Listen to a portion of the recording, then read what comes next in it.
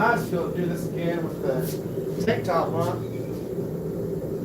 I'm hoping that it decides to stop sprinkling a little bit. I might close up these doors just a little bit.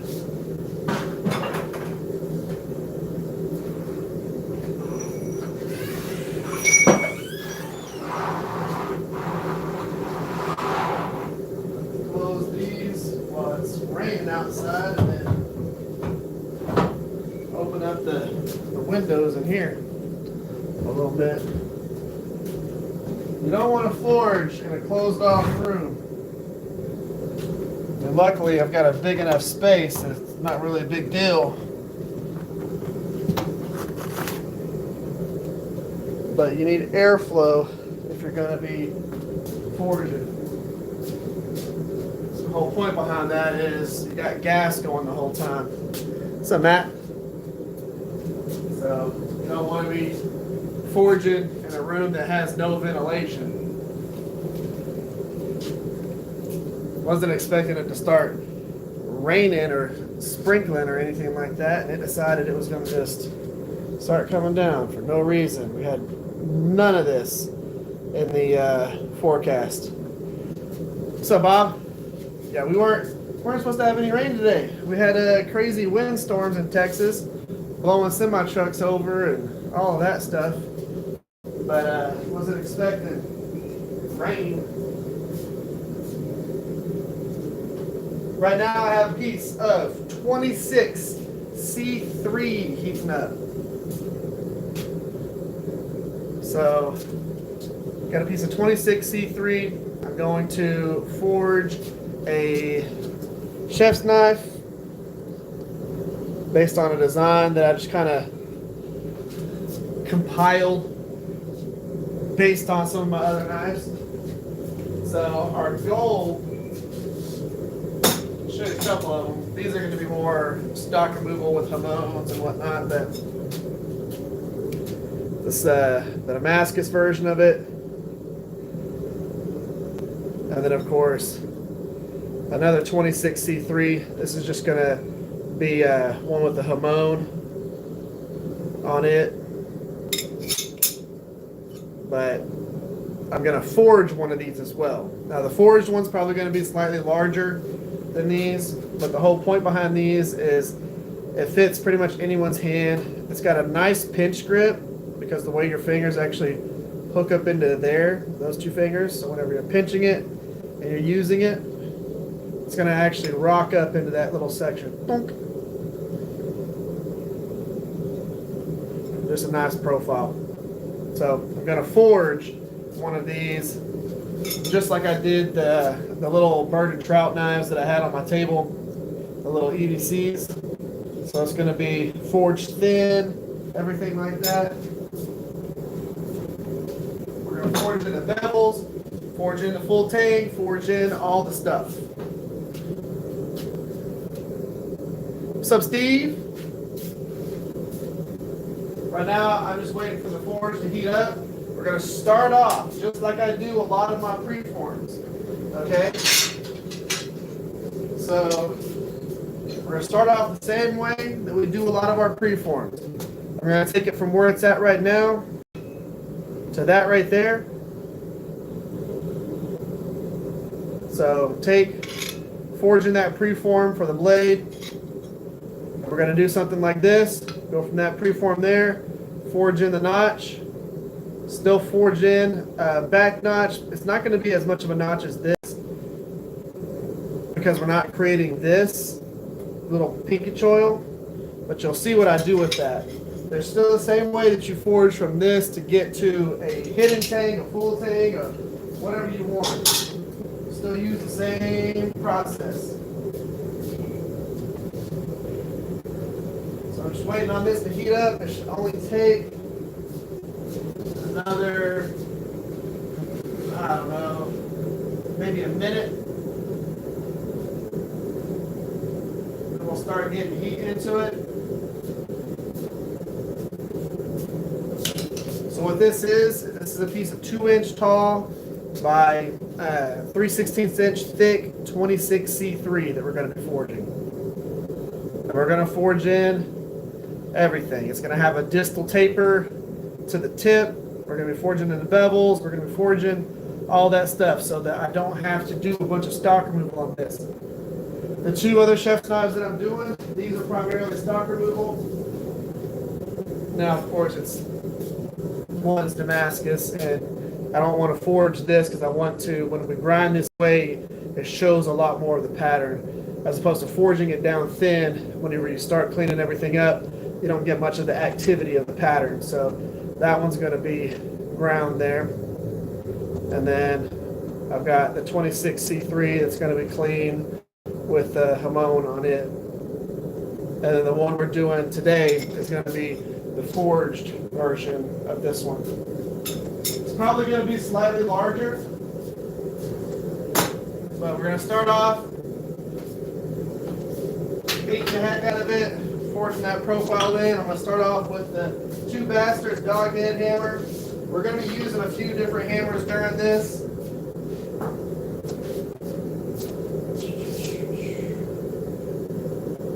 Go ahead and bring out everything that I'm going to be working with. Probably use the Fire Creek Forge hammer for a little bit. The 2 Bastards turning hammer. I didn't know this. I take all the hammers that I'm going to use out of the rack. So I've got a rack over here that has all my hammers. And I take and I put all the hammers on the floor that I'm going to be using, so I'm not going back and forth to the rack. All right. I made these a long time ago just to do 2-inch stock to start forming it, the tip. So we'll put it in these. We're going to start blasting away.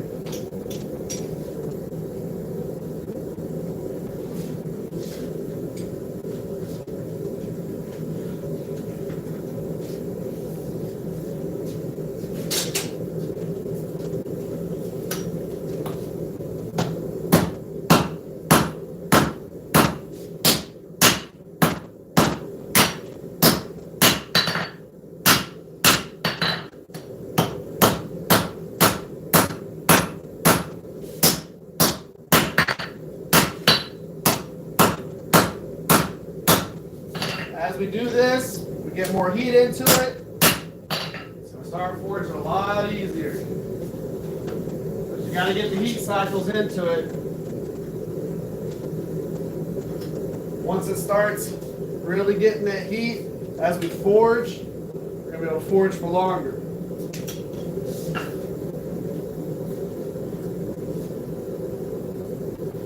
Switch it up real quick. Fire Creek Forge hammer. This is only going to take like maybe a minute to heat back up.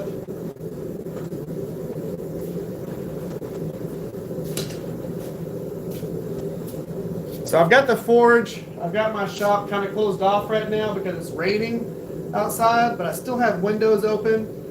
Like I said a minute ago, you want to make sure that if you're forging like this, that you're not doing it in an enclosed shop, because you are still burning propane like crazy right here. You need to have it ventilated a little bit. If not, you'll get lightheaded. Can you have this blade? I don't know about have it, but you can buy it.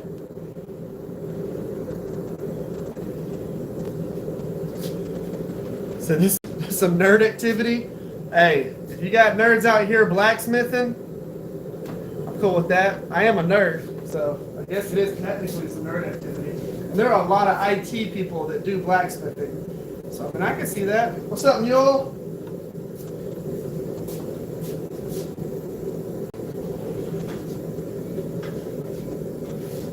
It's pretty wild having somebody on the internet saying that blacksmithing is a nerd activity.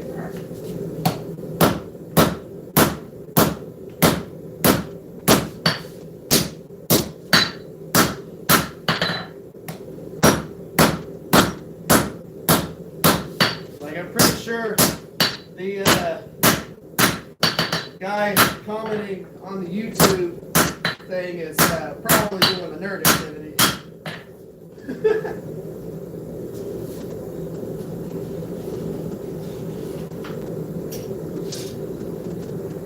But it's okay to be a nerd nowadays. Everybody plays video games and does all that, so I can see that.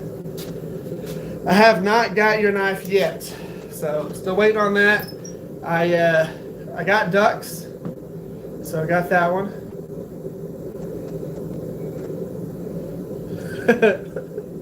There you go, Colt. So with I got ducks. I have not got yours. It is gonna be really cool taking those to Texas Select so that the people can check that out. The cool thing about Texas Select is a lot of those people are makers, where at Blade Show you have like half makers and then half I almost want to call them machinists because they're production line models. If you know what I mean, they're ones that are like your Microtechs and stuff like that. Where at Texas Select, it's all blade makers, it's all people who make their product.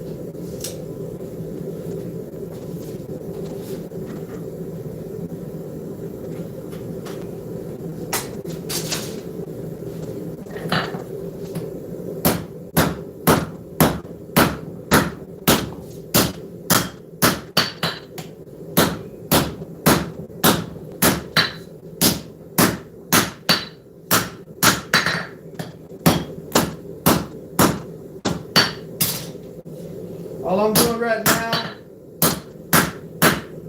is going through and forming the tip.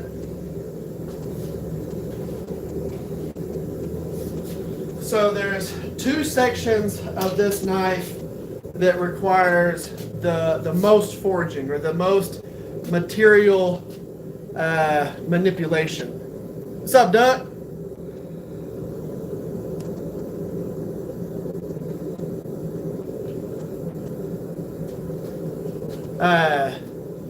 So it's one of those things where there's two sections. Does anybody know 20 CV? I don't know much about 20 CV. So the two parts of making a knife that require the most material manipulation is forging in that tip and forging in the handle. So right now we're doing this part right here. We're going to get this formed, and then we got to do all this compression in the handle area. Once you get past those two phases, it's really just massaging everything to go in the right direction.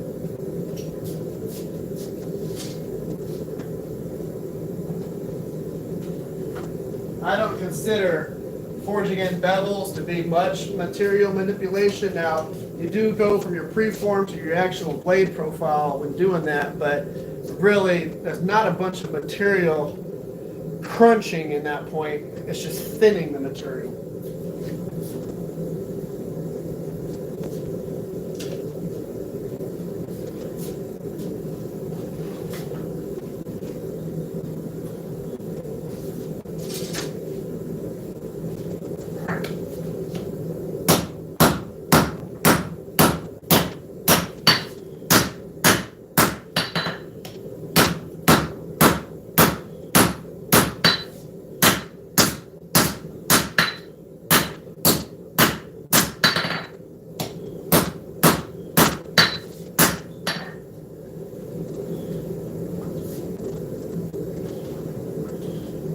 Now, if this was like 5160 or some of the other stills that I work with, I could technically forge it a little bit longer than what I'm doing this right now. Whenever it comes to 26C3, you want to forge it still pretty hot. You're not trying to do a whole bunch of cold forging on it or forging in the cooler temperatures. Whenever I planish, I can planish like that, but you want to keep it hot while you're forging because, I mean, really, this is a stock removal type steel that you can forge if you want to, but you got to keep it hot so you don't end up screwing the steel up later, giving yourself micro fractures or anything like that.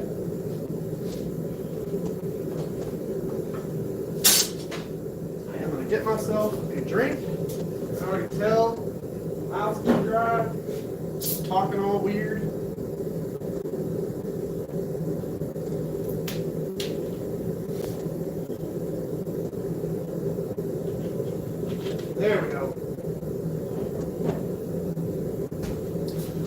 it's done sprinkling outside.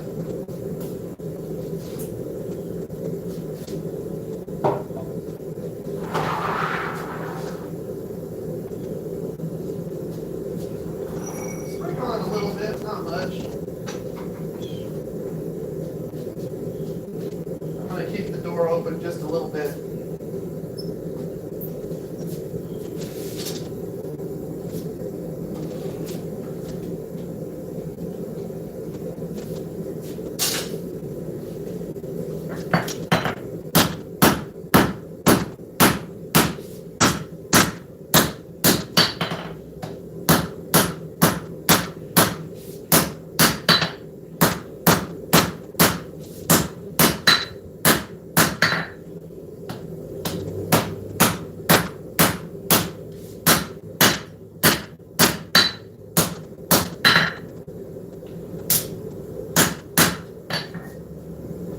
So again, we're just going through, forging in that preform.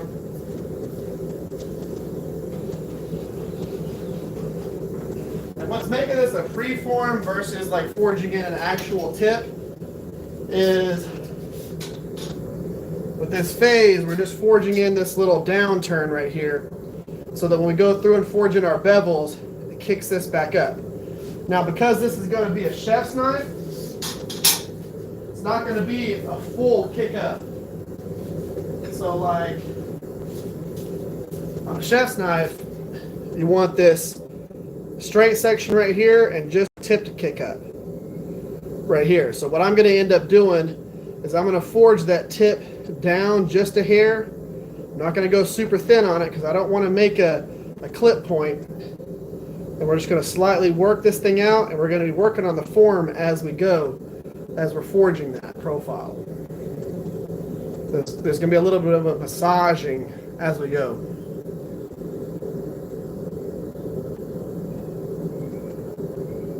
So it's supposed to be delivered yesterday. If you got a tracking number on it, send it to me. Nice. Next weekend. Have to get 12 handles on. That's a lot. Everything that I'm working on right now is all for Texas Select, so that I can replace the stuff that I sold at Blade, Texas.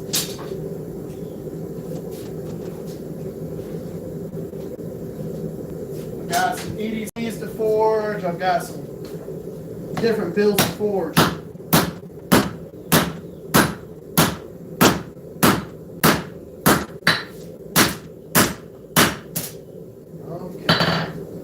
Start really coming in from the other side,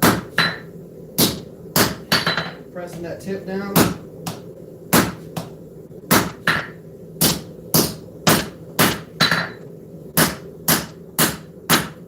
So all I'm doing right now is I have it on the anvil like this, and I'm forging in here, and I'm going to start crunching this as we go.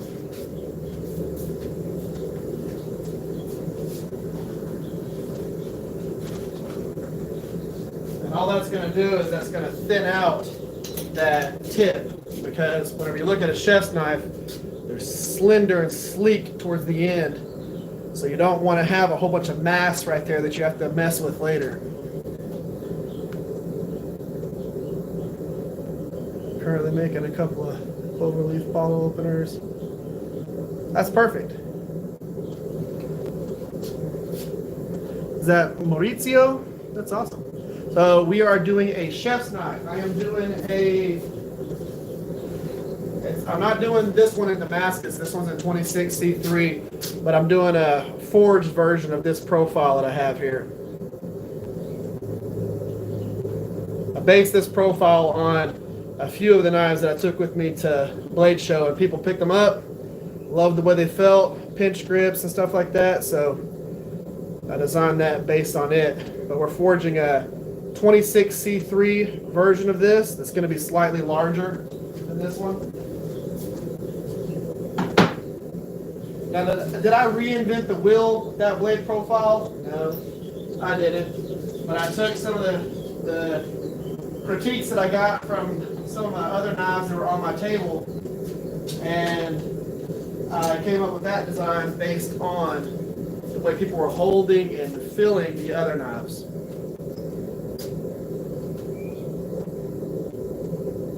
Well, I'm happy to have you here. Thank you for that.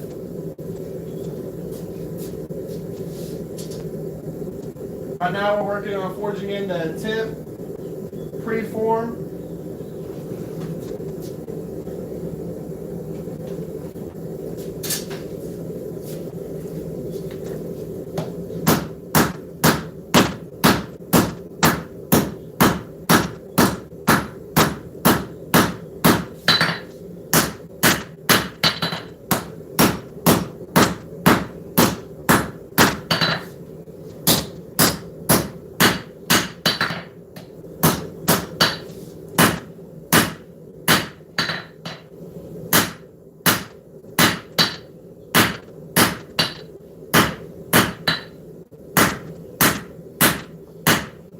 So I'm not trying to planish the whole entire blade whenever I start laying it on its flats. All I'm doing is flattening out the edges. You can see there's kind of a dull area in the center, and shiny little marks around the edge. All we're doing is we're keeping that from I-beaming, from flaring out and screwing us up later.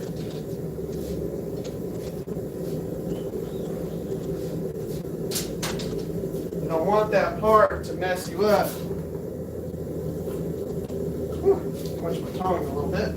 So what happens is, if you sit there and you continue to forge just on those edges, it'll start flaring out the edges, and then whenever you lay it on the flats, you have a chance of accidentally hitting it wrong and whoop, folding that little piece over onto the edge. And then as you're forging it, because you're not really forge welding that in, you're not really forge welding that piece, that flat over into the steel to make it one piece.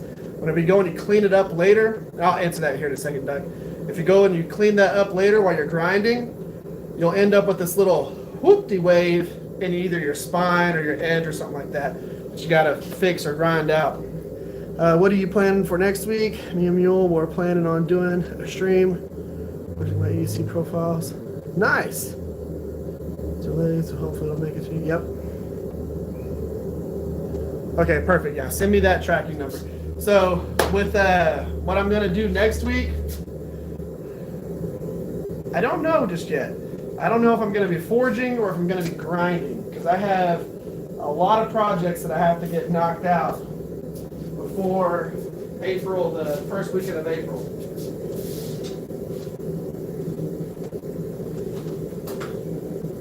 But I am happy to say that I've got this one pretty much done. I mean, y'all seen that kicking around in the background for a while. Just got a little bit more hand sanding to do on the tang and spawn. But that right there, absolutely beautiful. It has ridiculous curly maple on the front here. So it has an amazing amount of chatoyance. I picked the best part of this huge block that I have of this. Look at how striped that is. That is absolutely wild. The amount of chatoyance in that curly maple. And then this actually has amazing stripes in it too. This is Gidgee.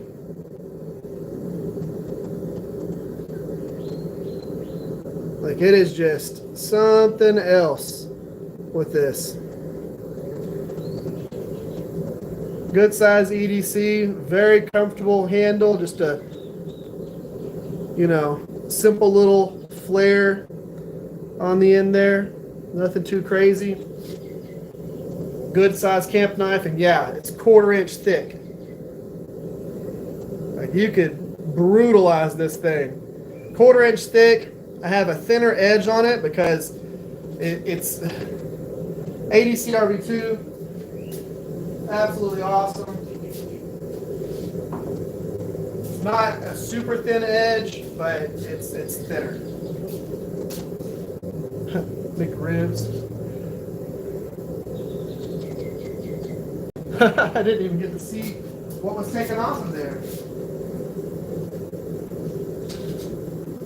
I'll look later, you don't have to come. All right. Keep it going.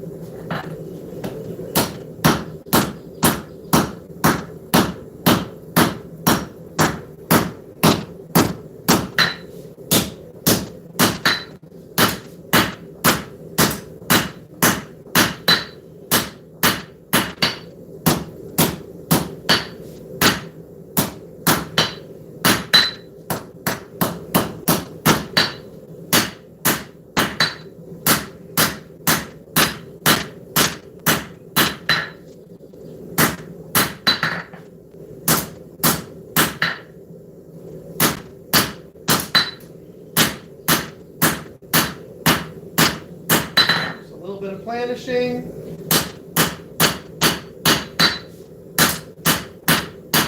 So I've said this multiple times now. For one, you can see how much I've thinned and stretched that tip out right now. What I'm going to do now is I'm going to heat it up again, and I'm going to go ahead and figure out exactly how much material I'm going to need for my tang. We got plenty of steel back there. But instead of trying to just notch it out with where it's at right now, heat-wise, I want to heat it back up.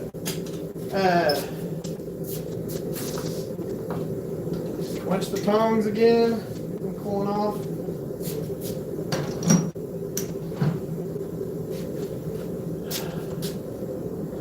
So, with this particular blade style, we want to make sure that, again, we come back, planish a little bit. We're not trying to make it look perfectly smooth or beautiful or anything like that. We're just planishing it so that, again, I don't fold anything over. One thing to know about box jaw tongs is the blade tends to ride up into these little shoulders right here. So here and here.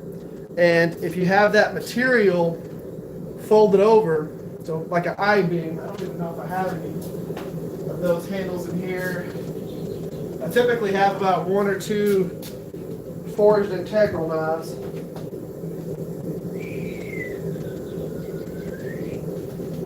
That's about the closest thing that I have is this right here. So I'll show you this. So the material is pushed out on the edges here. If I took this and put it up into here, what's going to happen is this little lip right here is going to roll that edge over onto itself, and you're going to end up with a cold shut. So you want to go ahead and planish, get rid of any of those I-beams so that you're not rolling anything over on accident, and then you got to file it off or grind it off later. It's not a big deal because you can just file it or grind it off. But again, we're trying to eliminate the need for a lot of that crap.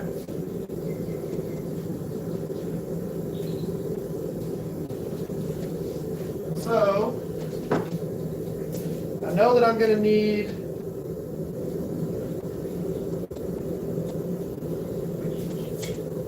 so if I go about half the width of the anvil, I should end up with enough steel to do both. I'll show you what I'm talking about with both here in just a second. About half the anvil and notch. Now that little notch right there. That's all we're creating. We need just this end piece right here for the handle material. I'll show you all why here in just a second. We're going to go ahead and heat that back up. We're going to start crunching away here in just a minute. So, the reason, or how I know that I need that,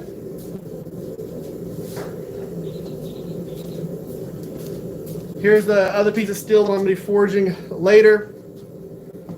So, here's the length of my tang that I know is comfortable right there. Fits the hand just fine. You'll do your pinch grip, everything. what I know, whenever I go in and I try and figure out where to put my notch on my handle, I know that I can use about twice the height here, so about here and here, to create this half, come from this flare right here, this swell, from there and there. I know all I need to do is roughly give myself half of this, so as much length as the half of this. I'll grind it out later, smooth anything else later, but I know that I need about half here, half here. So all I did was I measured on the anvil face from here to here, and that's where I knew where to put my notch, because I'm just going to crunch this in half basically. And that'll give me all the material that I need, and then if I need to do a little bit of stock removal to clean up that profile, it'll be perfect. Which means this is going to have a pretty big blade on it, at least lengthwise. Alright, so what we're going to do when we start forging this particular section, we'll pull y'all in just a little bit.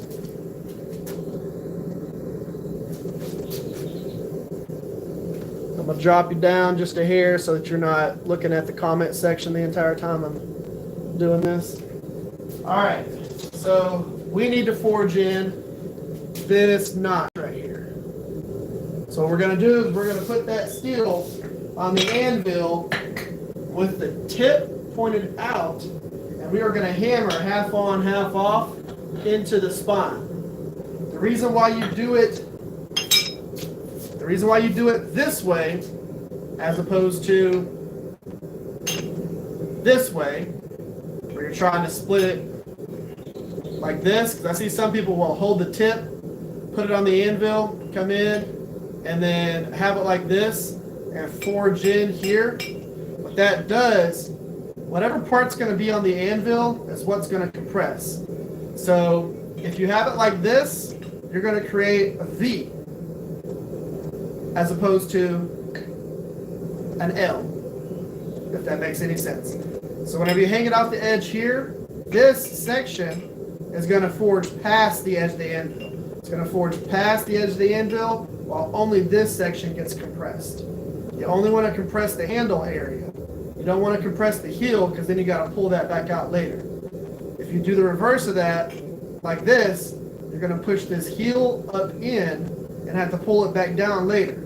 The whole point behind this is to make it as efficient as possible. So you forge in your tip, come in here, hang what's going to be your heel off the edge of the anvil, and forge all of this section down and compress just the handle section.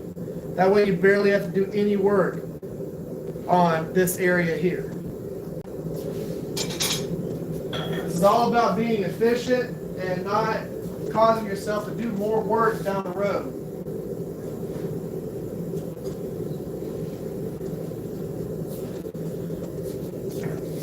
Find our little notch that we made, half on, half off, compress. Flat, compress.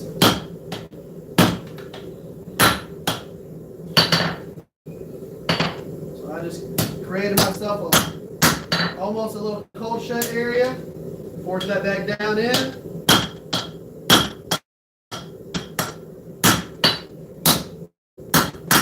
Flatten.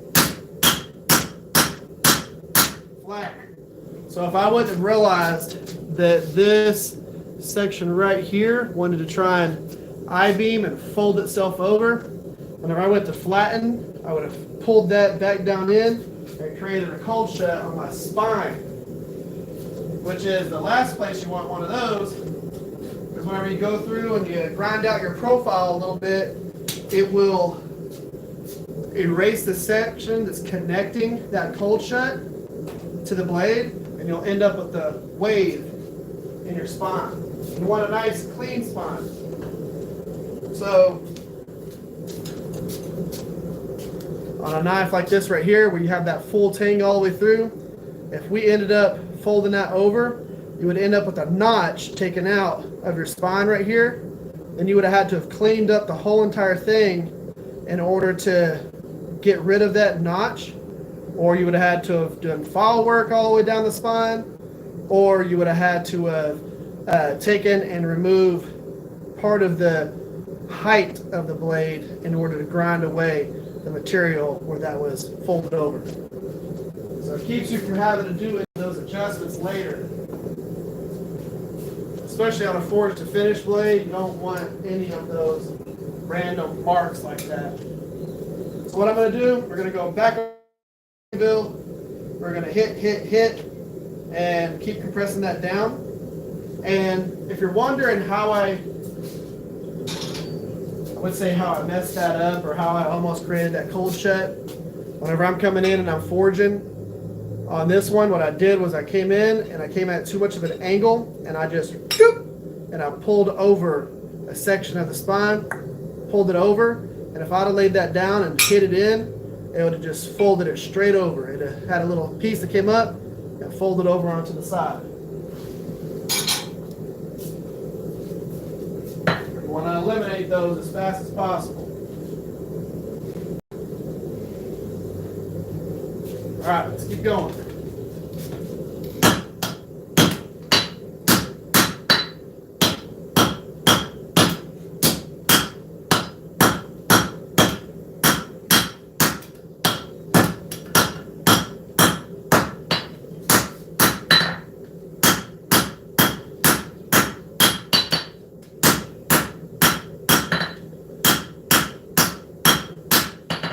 Now you'll see that I move this around a whole lot as I'm forging. I'm treating myself like a power hammer.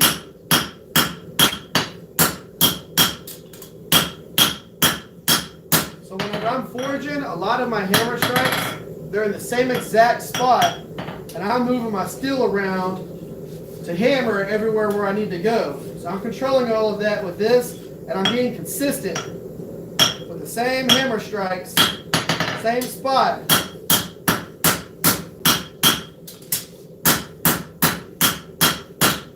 And I'm keeping myself nice and even, nice even flat strikes instead of moving my hammer around. If you're wondering why you're getting a bunch of weird dents in your steel, a lot of the time that's because as you're forging, you're chasing the issues. So you're trying to hammer in the right spot, and you're keeping your steel in one position. So you're going everywhere, you're accidentally hitting with the edge of your hammer, the heel of your hammer, you're bouncing around like this, as opposed to letting that get to where it needs to go, hit that straight, move your steel. Instead of trying to chase the errors and issues around your anvil.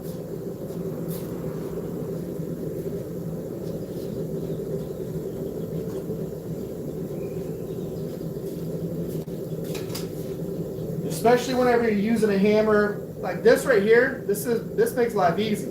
This hammer makes life easy. This hammer right here makes life easy. They have big flat faces.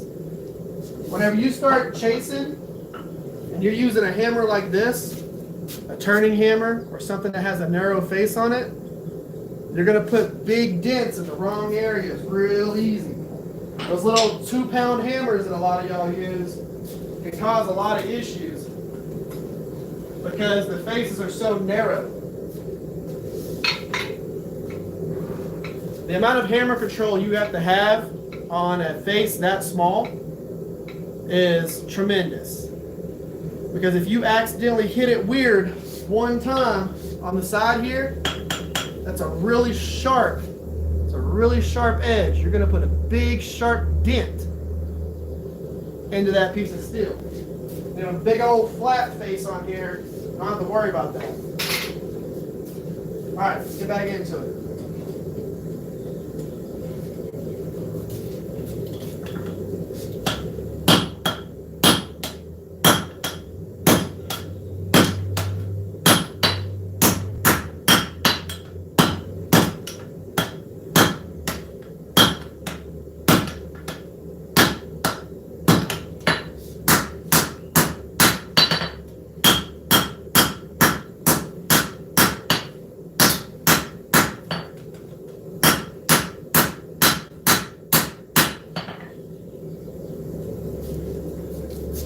marking our notch up into there as we go.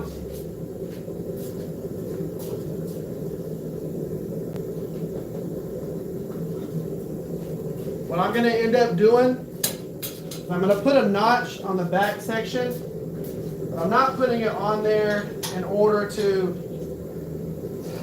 so I'll put a notch in the back section here, but that's so that I can compress this area down just inside this area.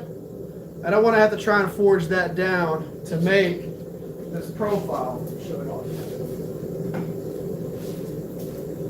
To make this profile, I don't want to have to try to forge this whole entire section in order to do that. Let's see here. Same thing, now tremendous. There you go.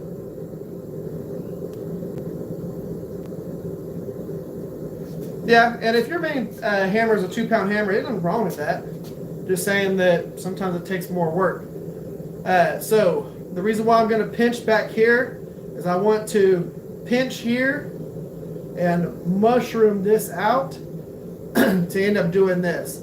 If I tried to just start forging it on the corners, risk getting fish lips and all that stuff, it's going to be a pain in the butt. So I'm going to treat this just the same way I would forge pretty much any profile, and this will make my life easy. I'm just going to do that real quick just to get a little bit of that out of the way. At this point, now we hang off the other side. Come in, flatten.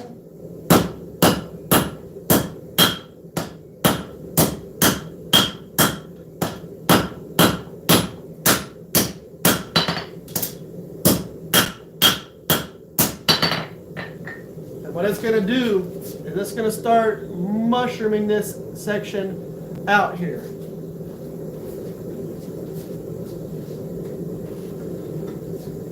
You might be wondering why I'm doing it at this point instead of keep on compressing that section. I already have enough material to create the forward section of this tang. I've already got enough material to create this forward section of the tang. I just want to be able to modify this a little bit with where we're at and then work it down. And I'll tell you again, for people who use lighter hammers, 2 pounds is not that bad. And I use my turning hammer. This is a 2-pound Farrier's turning hammer. I love this hammer. One of my favorite hammers that I own. It's Two Bastards vintage style. So this right here versus, again, something like this, which is like your traditional blacksmithing hammer. It's a rounding hammer. So with these, you can do a lot of work with them. And I forged with the 2-pound hammer for a long time. Well, 2.5 pound. Forged with that for a long time. This hammer is about 3 pounds. So it's not super heavy or anything like that. It just has a big flat face. But those hammers that have that smaller face, you just got to put a little bit more effort into it with controlling your hammer so you don't screw something up. And if you do primarily stock removal, it doesn't really matter. You don't need a big old hammer.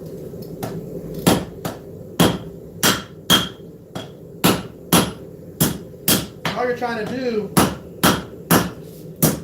is forge just enough to get the process done.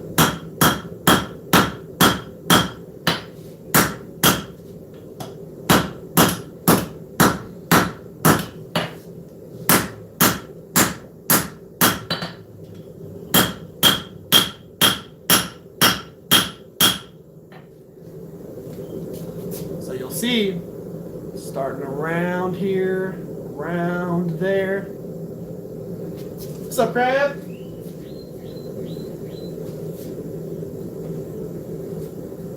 We are forging a chef's knife right now, full tang. I'm doing a 26C3 version of this right here. Just going to be slightly bigger than this. If you can forge cleanly with a 2-pound with a small face. Correct. Correct. And I mean, at this point, I can planish with this hammer right here. And this is almost 5 pounds. This is 4.5 pounds right here. And I can planish with that thing. But, you know, not everybody needs to use that. I just like how efficient it is. It gets the job done quick. A lot less hammer strikes.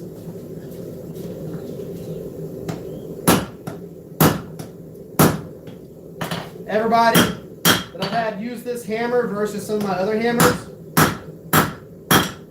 have just gone, holy crap. Like, that is wild. So now, I have this little thing right here that I'm not even going to use. That little tab.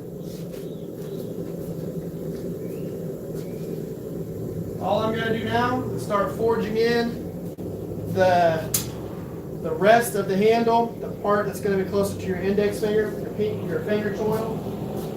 I'll forge that in, and then I'm going to go back later, and I'm going to push that little bird's beak, or whatever you want to call the pinky choil, I'm going to push that into the knife, and that's going to erase itself.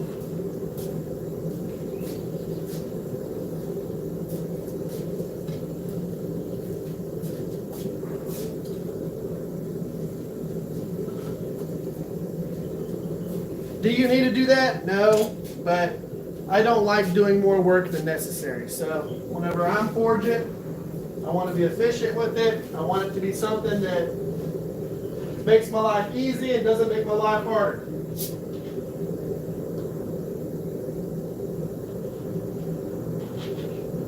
And this profile will lend itself to a really nice camp chef knife. Where it's at right now. All right, back into the finger choil.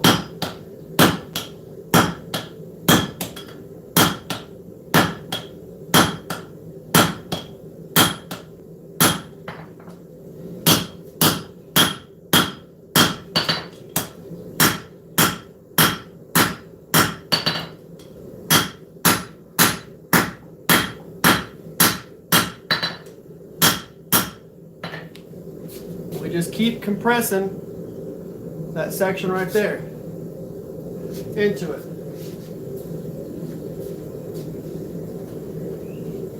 Now you'll notice that as I'm going through, move these over just here so y'all can see my face. So as I'm going through and forging this, I'm not trying to correct the profile at all. All I'm trying to do is get the material to the spots that it needs to go. I'm not going to correct any part of the profile until I get to that phase. I need to get the handle compressed down so that the material is where it needs to be, and then I need to go back to the blade and really start refining that profile, forging in those bevels. Then I'll come back to the handle, I'll refine the handle, and then once I get those to about 80% done on both of them, then I'll go through and I'll correct the whole entire profile. I don't give a damn what happens to the handle while I'm working on the blade, and I don't give a damn what happens to the blade while I'm working on the handle. I'm not trying to make it look like a beautiful knife the entire time I'm forging. You waste a lot of heats and a lot of smithing by trying to make this thing look like a knife the entire time you're forging it. What you're focused on is not screwing something up for a later step. You don't want to create a cold shed, so you want to planish around the edges. You don't want to screw yourself later. You just need to do enough work efficiently to make it easy on yourself.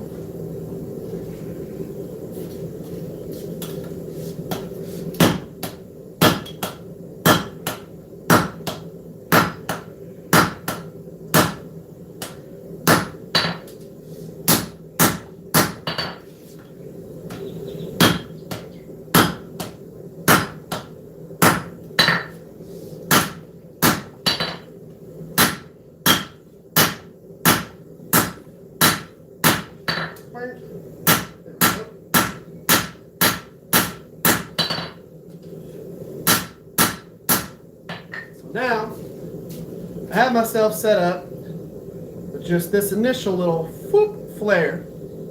So now I need to get this little guy where it needs to go. Not super worried about how pretty it looks. I just need to compress that area down. And then once I get that handle roughly in the area that I want it to be, kind of like in that 60 to 70% point, then I can go ahead and start working on that blade, thinking about what type of preform I need so that whenever I forge in my bevels, I don't have to mess with a whole bunch of profiling as I go. That's what we're going to work on. What have y'all been saying here?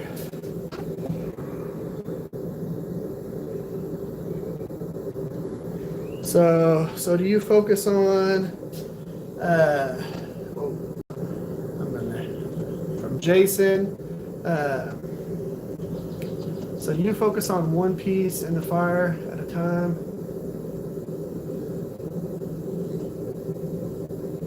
No, I mean, it really depends on what I'm trying to work on.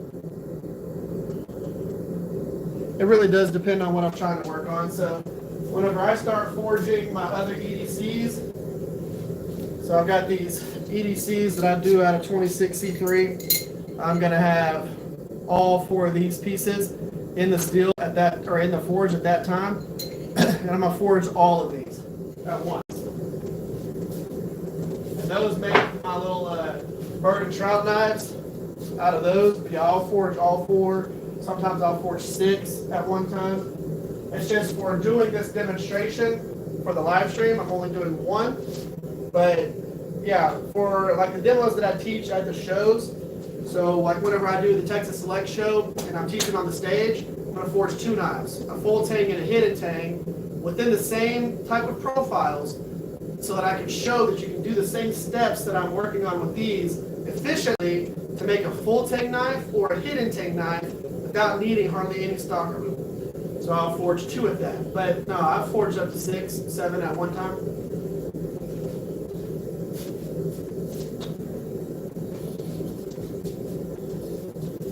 So now I'm going to gently tap this back in.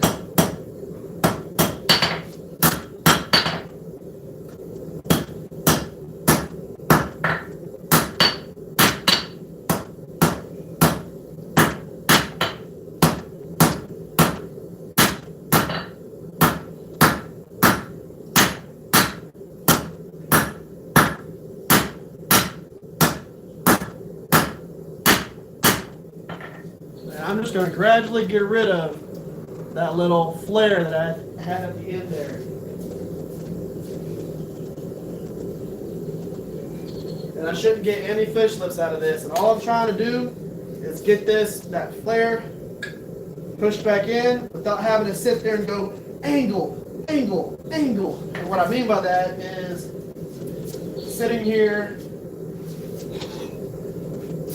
coming from this big square end right here, and having to go in at the angles or bring it out here and start trying to sit there and create another point. I don't want to have to do that crap. What ends up happening whenever you forge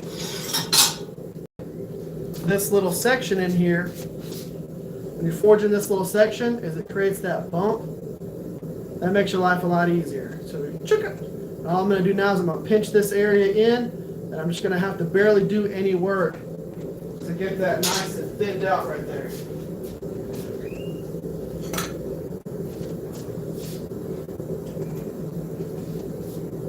Because there's not a bunch of material around it.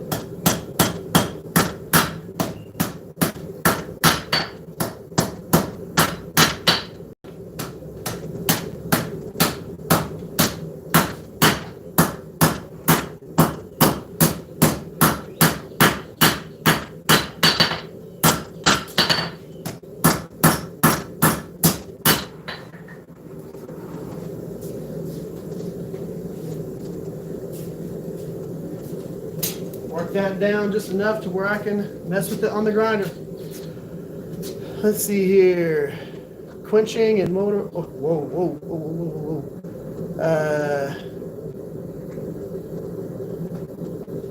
What are y'all? Okay. The blades, quenching motor oil. Okay.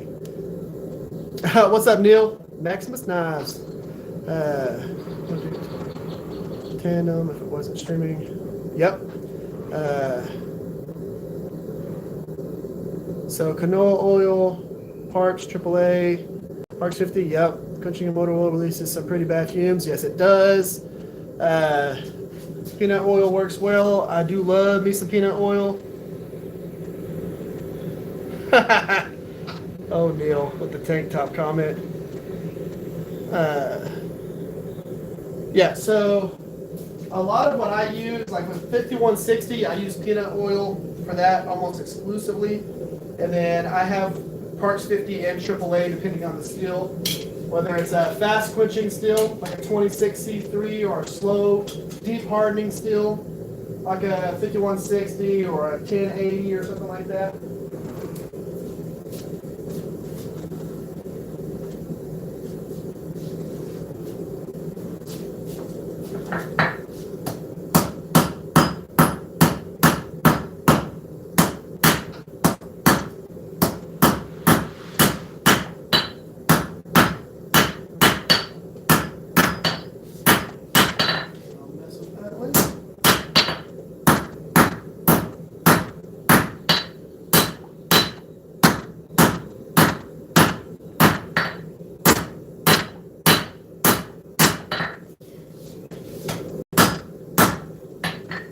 Heat that back up, refine that just a hair more.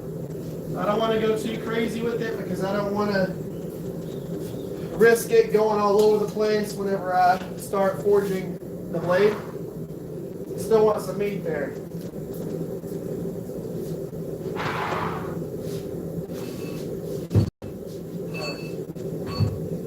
Trying to keep my door from opening up too much. Still sprinkling out there, but I'm just going to refine that handle just a hair and then go from there. Let's see here. Thank you. Just throw paint much better. When you stand behind the anvil and talk, you can't see your face. Yeah, I understand that, but if I... No, but if you're going to come, if you're going to talk and you're going to give instruction... She doesn't want y'all looking at my crotch. Stop. You stop it. Stop it. It's a little disorienting. Raise the camera a bit. Okay, so the whole point behind the anvil being where it's at right here in the screen is so that y'all don't have to look through the comments to see me forging. I tried to put it above the comment section. But yes, I agree. Just if you're going to talk to them. We'll be able to read your lips. Depends on which ones we're looking at. I'll talk right here. Better. When we're doing the thing. But the rest of the time you're looking at my crotch. You're just going to have to deal with it. No, when you're hammering and stuff, it's fine. It's just whenever you're talking to everybody, it's like you're standing there and just like having a good old time, and all we're seeing is. Is my other? No, well, head? from like chest logo down.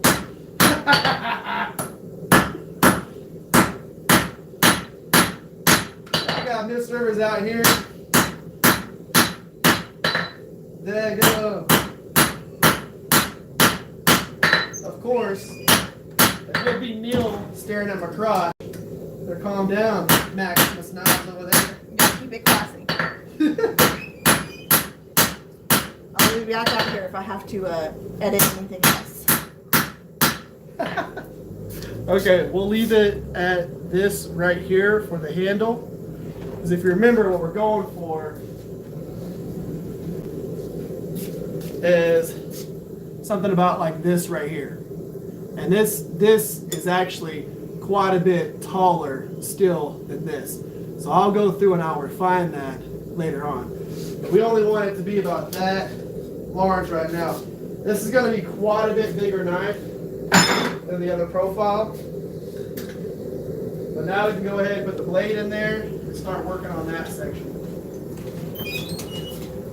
And I will be doing a distal taper on the tang on this. Let's see here.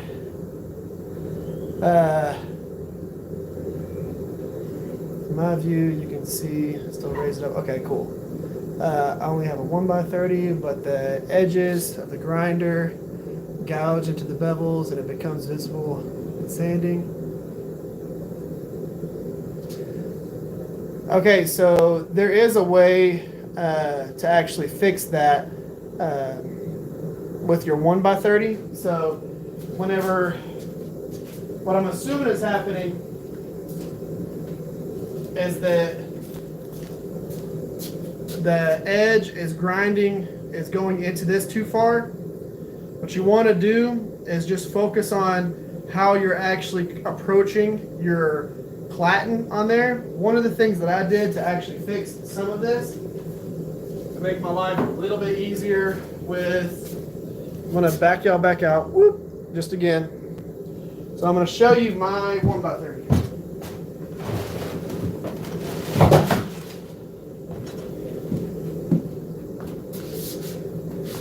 This is my 1x30, and that is my full-size platen. So, there we go. That is my full-size platen that I did for my 1x30. I use this primarily to sharpen. It stays on its back, like this right here. But that full-size platen was a game changer on these little 1x30s. At one point I was going to make and sell them, but I never got around to decide to do that. But that right there also helps because the platen that comes on those is flimsy and it wants to move as you grind into it. But the big thing is focusing on where you're coming to your platen. If it's gouging into one area, sometimes you need to not start in your plunge line. So whenever you start grinding, a lot of people, especially if they're using like a plunge line guide or something like that, they will come in, they will start in the plunge line and grind away. Plunge line, grind away. Well, if you start doing that too much, you'll start getting a little whoop-de right here because you're putting too much focus on here. If you're starting here and stopping here, you are putting more grinding in that one section. So sometimes I will start here, feather in, come out, feather in, come out, feather in, come out, feather in, come out, and do that. That way I'm not starting and stopping in that same spot over and over and over again. And I can blend it out as I go. A lot of the things that's going to help you is whenever you get into grinding this, getting used to your finger notch, what I call your finger notch, this little section of your finger right here. Go in, grind like that, and you're moving the blade back and forth with this hand. You're putting your pressure in with this hand. So you are controlling this and controlling this. Backhand, this does this, this does this, and you're able to pull it all the way through. Go in, through, through. It makes it a lot easier so where you don't risk messing yourself up. Alright, so we need to work on this blade profile. It's all wonky right now. I'm going to switch hammers to the dog head, two bastards dog head, and I'm going to start changing the profile a little bit. Let's see how I want to actually, there we go.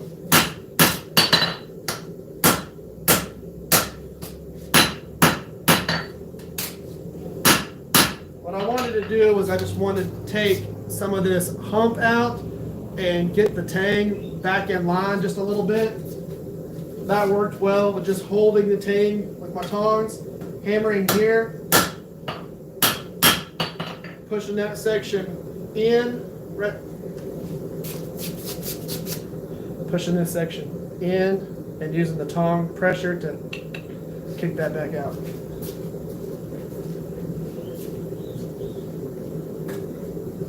We're going to go back in. What I'm going to do is I'm going to thin this blade out. I'm going to go ahead and forge the whole entire thing to the tip, nice and thin, and drop that tip down just a hair so that the cutting edge is almost fully straight in a line. But I'm going to forge this down into a long, sleek taper because we're going to get more height when we start forging in the bevels, and I don't need that much height. Okay? I wonder if I just bring it in just a smidge, too much of a smidge. Less of a smidge. Hi. Okay, now I can pull y'all up just a hair. And at least y'all are zoomed in. That's what she said. Let's see here. I saw my mom on here earlier. There she is. What's up, Mom? Love ya.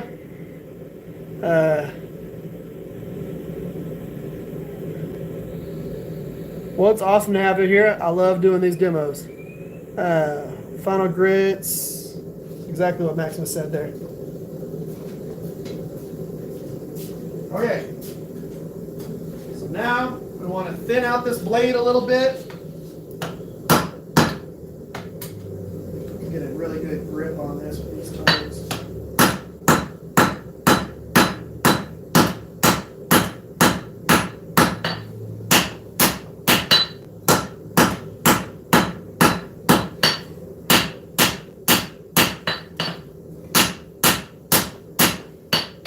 So we want to go through and start thinning out this blade.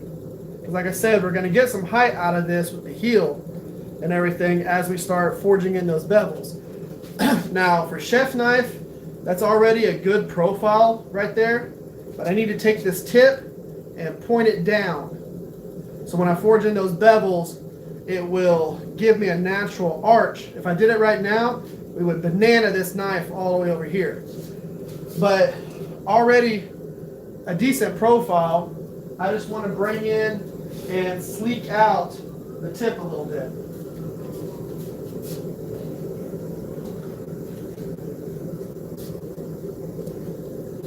I'm not super worried about, no, I say that. I'm always worried about making the profile look like it's supposed to look whenever it's all said and done. Because if I don't have to grind hardly anything, I did a good job. But if I need to go through and grind a 1/4 of an inch here or an 1/8 of an inch over here, oh well, it takes seconds on a good 2x72 to clean up the profile.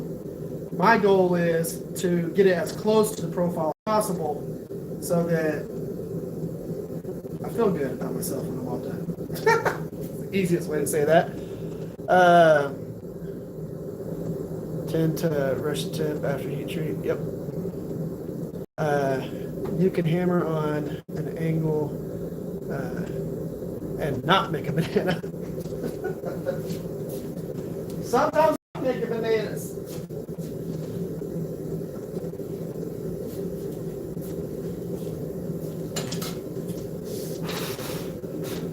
But no matter what you do, it will always, like if I started working on it right now, unless I was sitting there and I was reforging the profile as I was going, by default, I'm going from 3/16 of an inch to almost nothing. So all that material on that edge has got to go somewhere. It's going to end up bananaing it a little bit. Now, for me, I get to do a trick. It's a little bit different for me because I have a Two Bastards fat peen. You can buy it from them, just in case you want a fat peen. And this little guy right here.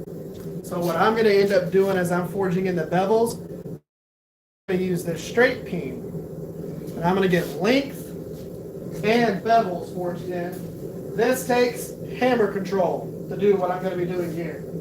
Because if you try and do it without practice, you are going to screw some stuff up.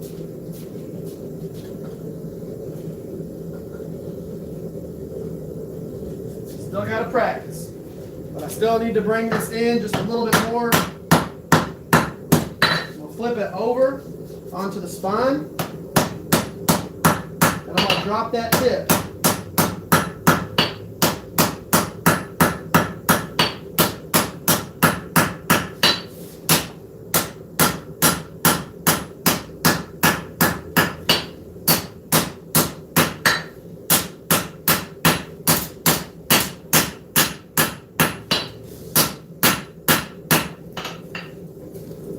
Just like that. So I flipped it over onto its spine, and I started forging straight on here. And what I was doing is I was rocking it like this, and I was moving the cutting edge to be straight and this to be right here, to be angled. Because what's going to happen is whatever you have on the anvil is going to do the most moving. So I'm just hammering in here, keeping that tip and everything all on the anvil, and it's going to push everything up this way. So now we have that blade preformed. It's ready for forging in bevels. Another thing I want to show y'all is how much I don't care about what's happening to this handle. That handle's not in a good spot. The handle's going to end up having to come all the way over here. But as I start forging in the bevels, the handle by default is going to want to rock its way up, because this edge on this side is going to extend both directions. It's going to go this way and that way, which means this material is going to be like this, and it's going to flare out this way, which means everything here is going to work its way back. So all of this is going to work its way up. If I started fixing that now, I'd screw myself up later and have myself do more work.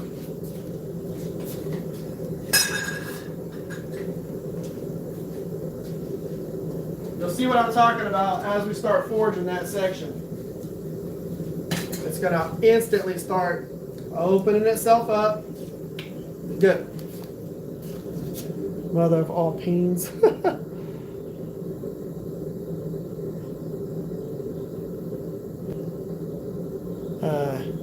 Always need a fat peen. Metal Bros Customs, what's up?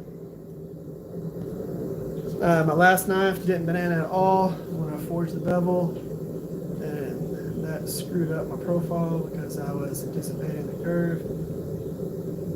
So it really depends on a few things. It depends on how thick your material is when you start forging. If you're working with a thinner piece of stock, it's going to react different than a thicker piece of stock. If you have a ton of mass on that spine section, so a ton of mass up there, it's barely going to move out just the bottom steel. So like whenever I flared out this ulu, because I had so much mass in this section down here, it only opened it up a little bit, because it wasn't going to let, this mass was barely going to move just because I was moving this edge. So it's not going to banana as much if you have that huge amount of mass behind it. Whenever you go in and you forge something thin to where there's not a bunch of mass behind it, and you start forging in your bevels, it's going to stretch and banana and do all of that. Cleavers are a little bit different.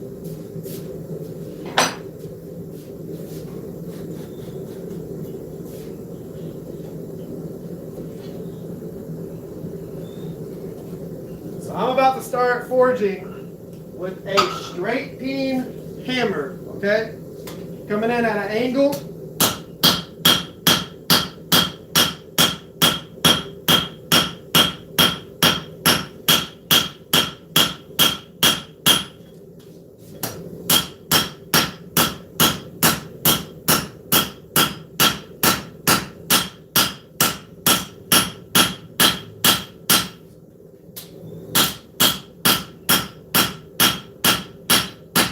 I'm going to forge a slight distal as I do this.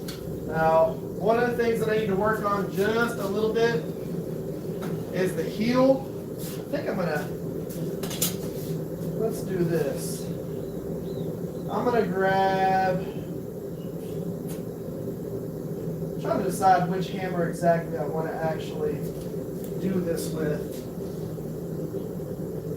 So I'm gonna pull that heel down just a little bit. And I think I'll probably use the cross peen, straight peen. Give me 1 second. I'm gonna go grab that. It's in the house.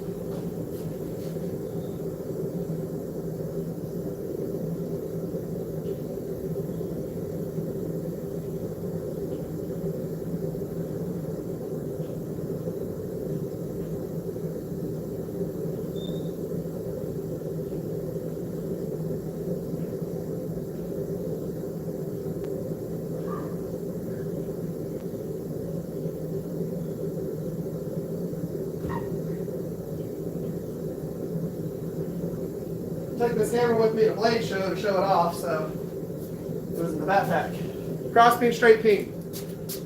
Straight peen on one side, cross peen on the other. Yeah, and that ulu was made out of your steel, Steve. What I'm going to do is I'm going to draw out a little bit of height on the heel, just using a straight peen or the cross peen. You gotta be careful with this. This material is not super thick, so you don't want to go too crazy.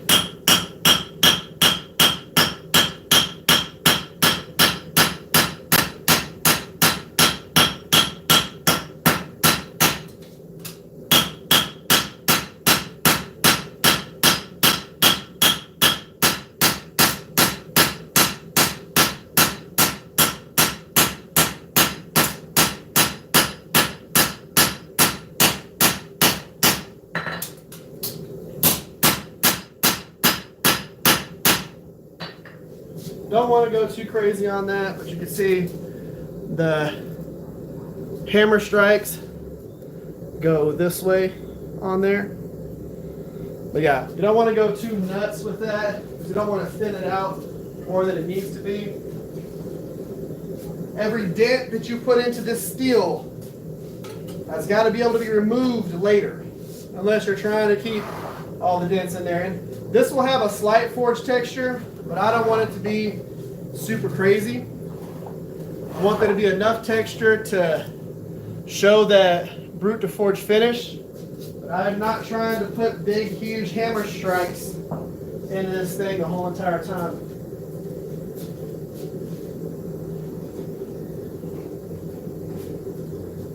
So now I've got the height that I want. Should be good there. Ooh, don't be going and grabbing those things. The end of that tongue is spicy. Just dunked it in the water for a second. It's already dry. That would have been. I'd have had myself a tongue-shaped brand for a second there. When we're at the Dragon Forge and we're working with a whole bunch of people that have never worked with hot steel before, we have to tell them, do not grab anything unless I tell you to grab it. Let me change that. There we go. Because everything, just assume it's all hot. Yeah, so the Saturday forging part of the demo is earlier than the Sunday one.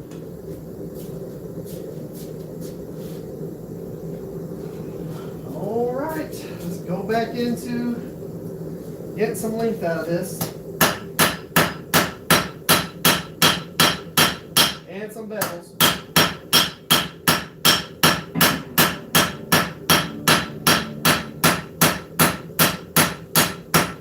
My phone just decided, or my TV just started playing some Netflix.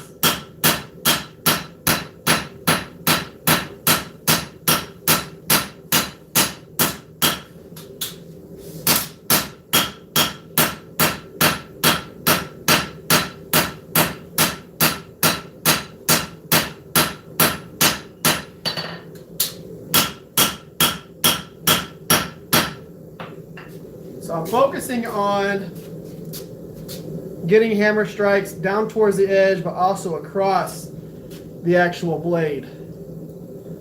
So that we get bevels, but we also get length at the same time.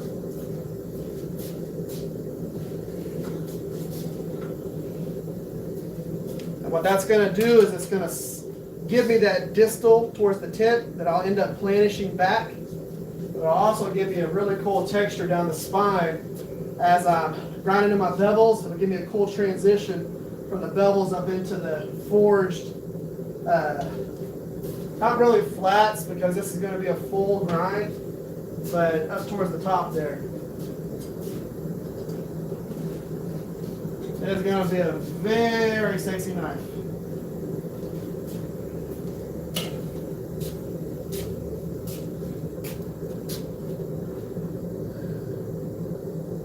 Been on Forged and Fire? No, I have not been on Forged and Fire, but I go and I do demos at shows where it's predominantly Forged and Fire people, and they get to see how I forge. Now, I'm friends with Doug Markita, I'm friends with Jay Nielsen, and decently friends with David Baker and them, so I still don't know how that works. I know that there's a lot of people that have been friends with them that have been on Forged and Fire, so yeah. Now, to be fair, the current season of Forged and Fire, all of that stuff was filmed like 2+ years ago. So everything that's coming out is going to be stuff that was filmed a while back. It's not current things that are happening. So yeah. If I get put on Forged and Fire, I think I do pretty good. But I go and I do demos for people who've been on the show. Or I'll have them come down and come learn some stuff. I'm around a lot of those people a lot.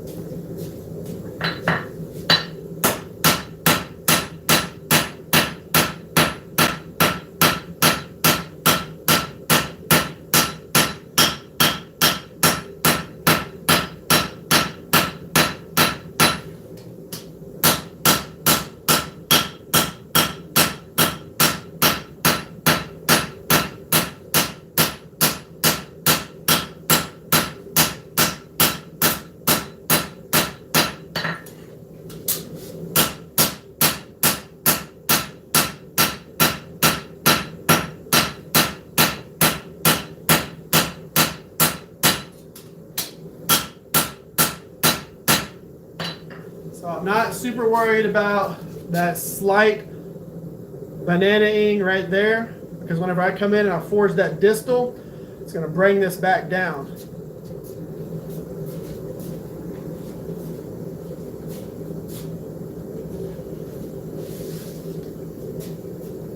And we're about to a point right now where I can start forging the distal in there a little bit.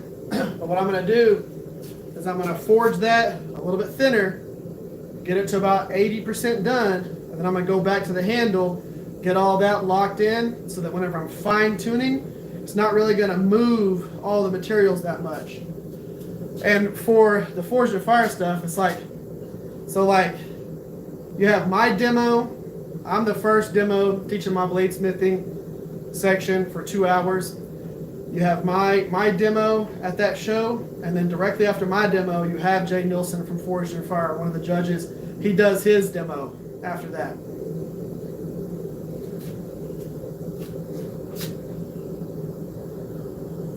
What am I doing with the tang? What type of handle? It's going to have a really pretty burl wood on the handle, but the tang itself will be similar to this profile right here.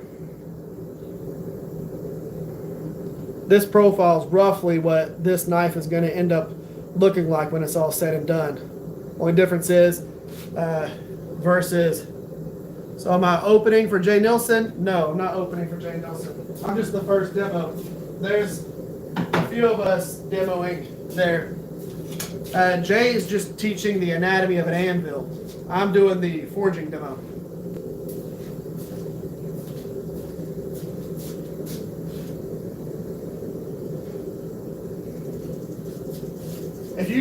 If you asked Jay if I was opening for him, he would tell you I'm not that cool, which is awesome. I love Jay.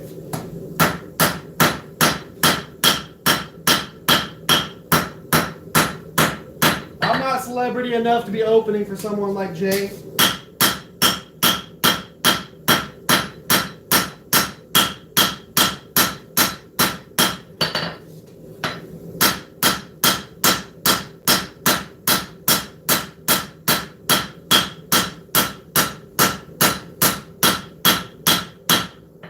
But I am doing my demo before him, and then after I get done teaching how to forge knives, he will go through, because I'm using his new anvil that they redesigned, or they designed. He'll be able to go in and talk about the anvil and base some of it on some of the stuff that I did. But yeah, I'm not cool enough to be opening for people. The handle is going to be roundish. If you give me a second while that's heating back up, I'll go grab an example.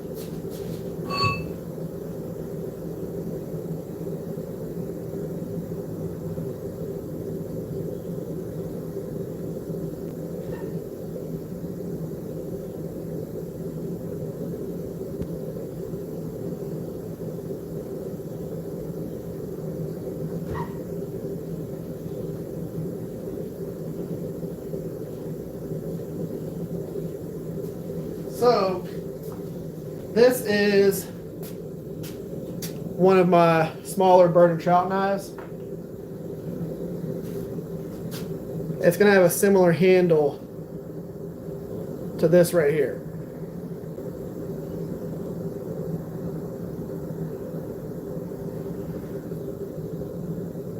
So everybody kept picking this one up and holding it with the pinch grip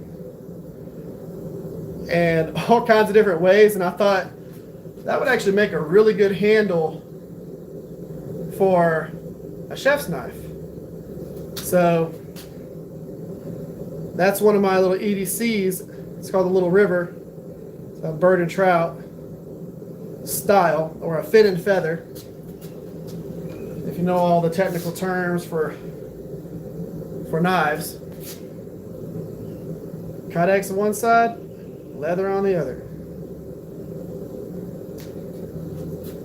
So this design came about because of the way everyone was holding that and talking about other chef's knives that were there.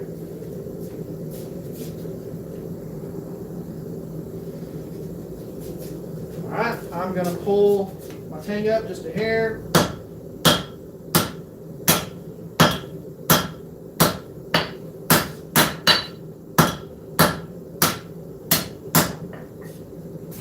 Isn't it amazing what just hammering on one little section of the blade does to pull things in line?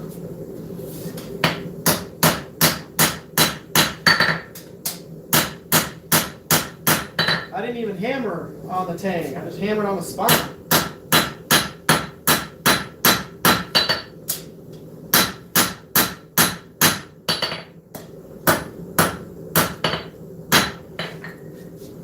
We're just going to keep going with that, keep pulling it down, keep working on the profile, and keep everything where it needs to be. I just need to bring that blade down just a little bit more, and then I can start fine-tuning that handle. I'm going to switch the old dog head to this.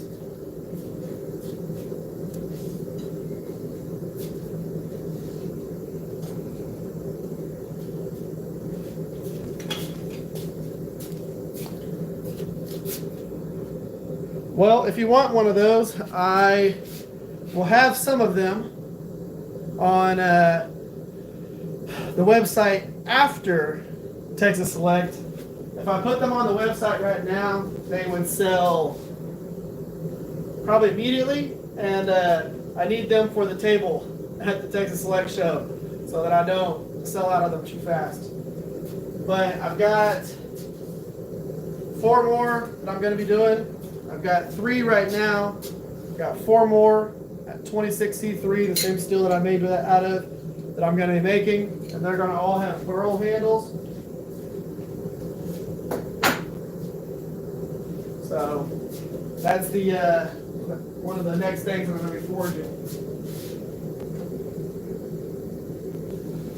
There's that full set of those.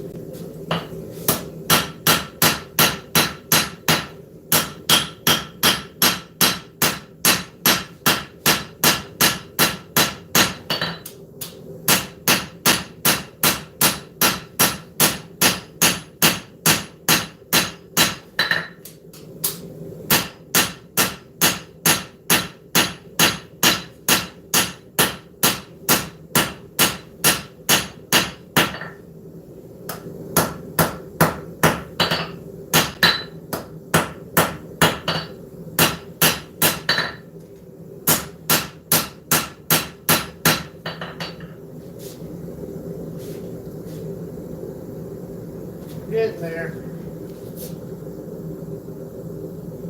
This is going to be a good size knife.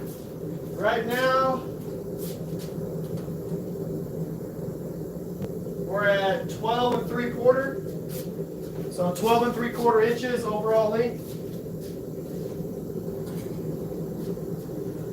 That's going to be a good size blade. I mean, compared to my other one, the 26C3, is about 10-inch overall length. So this is the other one in 26C3. It's about 10 inches overall length. This is going to be a good size knife. We're about to start getting after it again. Right now, we are working on that distal taper, forging out a taper to the tip to thin that out so that we don't have to worry about grinding away all that beautiful root to forge texture. And I'm using the dog head for that. Of course, a lot of people ask me why I use a dog head hammer. Just a personal preference. We all have reasons why we use all our different hammers.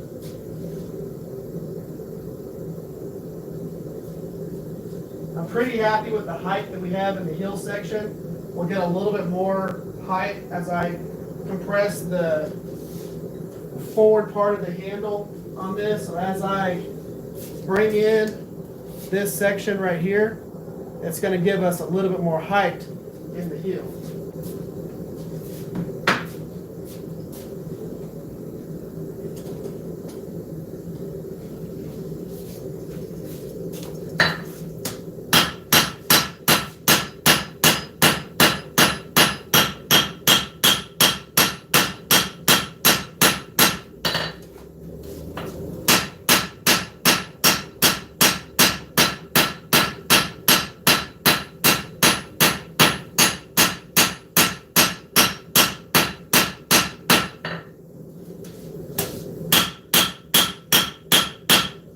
Edge down.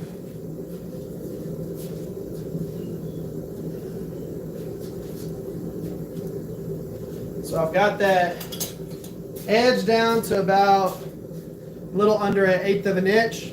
I need to bring it down just a little bit more. Do you think it's possible to make a skull and crossbone Damascus pattern and have it repeat through the project? I wouldn't doubt it at all, actually. 2063 picks.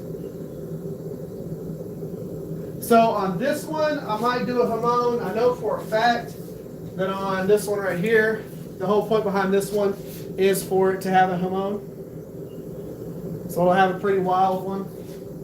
I even have a hidden tank version. This one's going to have a pretty wicked hamon on it. You can see the transition line all the way through here. The tip of my fingernail.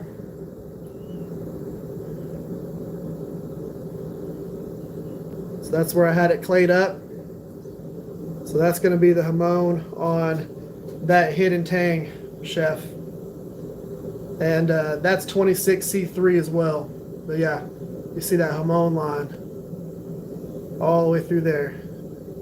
It makes a crispy hamon.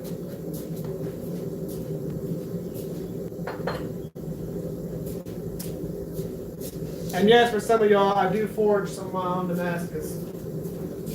People who were asking about that a minute ago. And I do have a power hammer. I'll show y'all that here in just a little bit.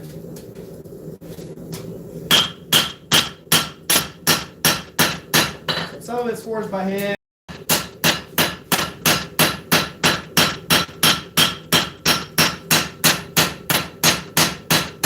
Some of it gets some awesome power hammer action.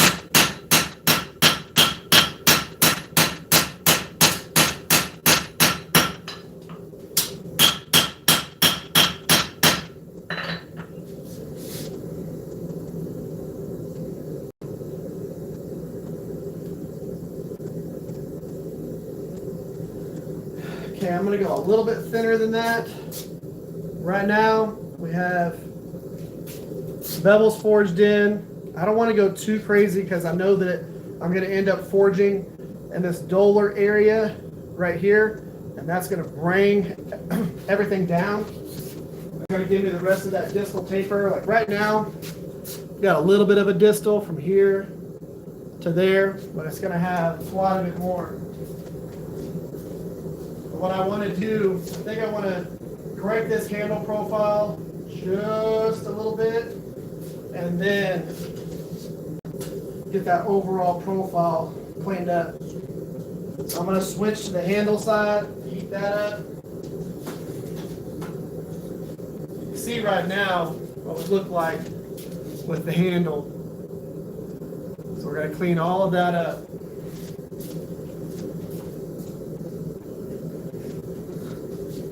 And I'm forging a distal taper into the handle. So we're going to get some extra length out of it and get a nice lightweight handle.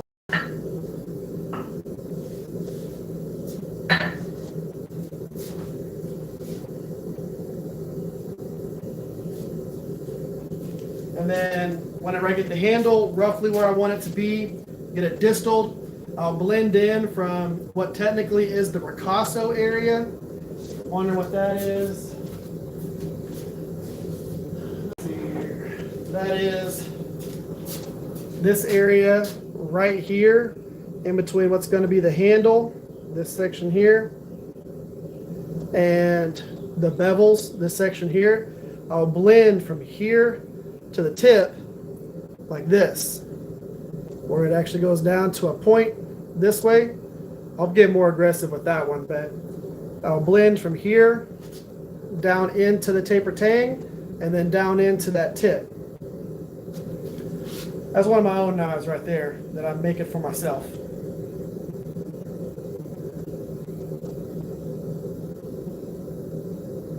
Turn trowel, and it cracked up. Oh, that sucks. That one's going to be one of my own one-offs. I'm probably not going to make that for production, but we'll see how that goes whenever it's all said and done. I got the profile down, so I'm pretty sure some people are going to want that. I like making my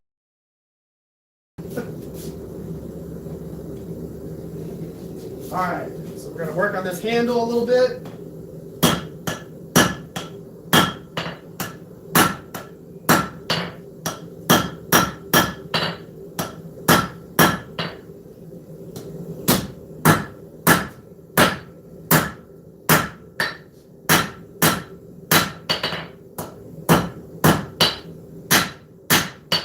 Now distal.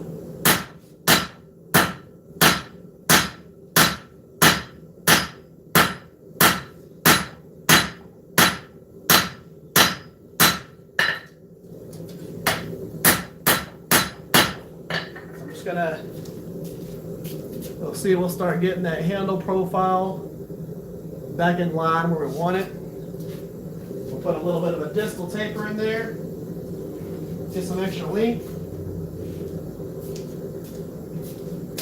And then I will profile everything together.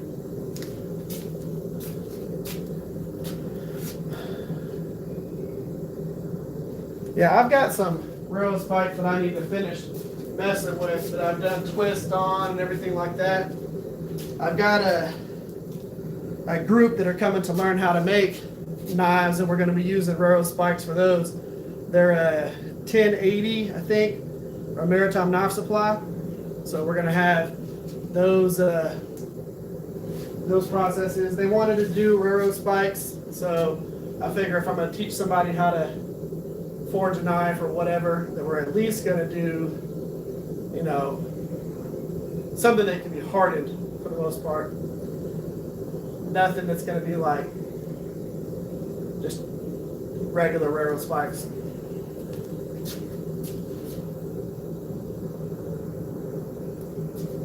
Yeah, were you already at the flaring of the garden trowel? Like making it into a garden trowel? Forged everything flat and all that?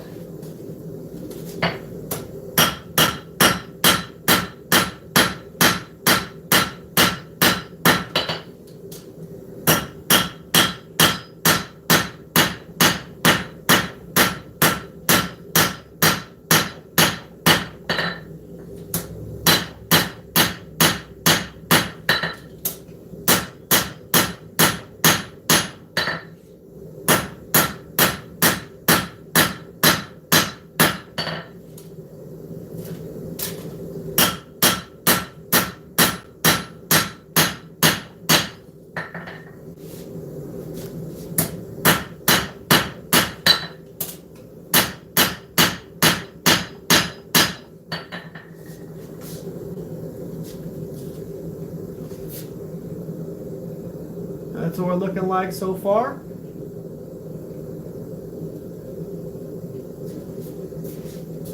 Got that distal. Well, I'm going to show y'all this way.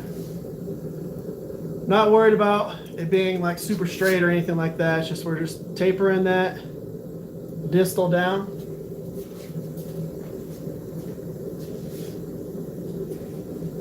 What's going to be cool is that because I'm making 2 of these, making one after we finish all this, I'm going to be able to show y'all the exact size piece of steel that this started off as. So let's see here. There's a gentleman that was talented enough to make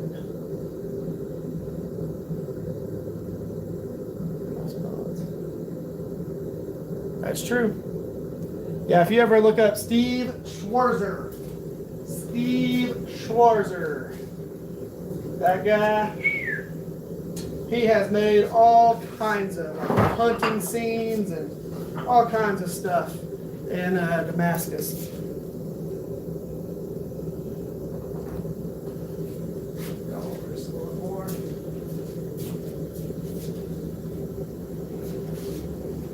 I'm going to do one more little round of cleanup on the tang here, and then go back to the blade. Finish it up. Bring it back up just a little bit.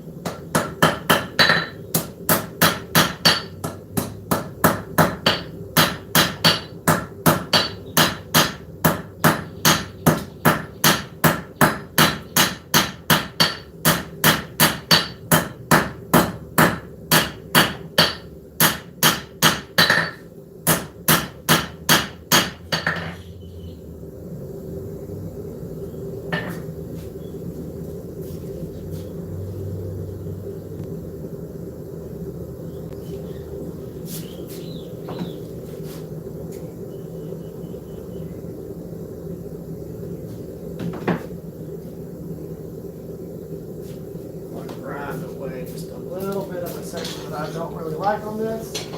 Now annoy this for a second.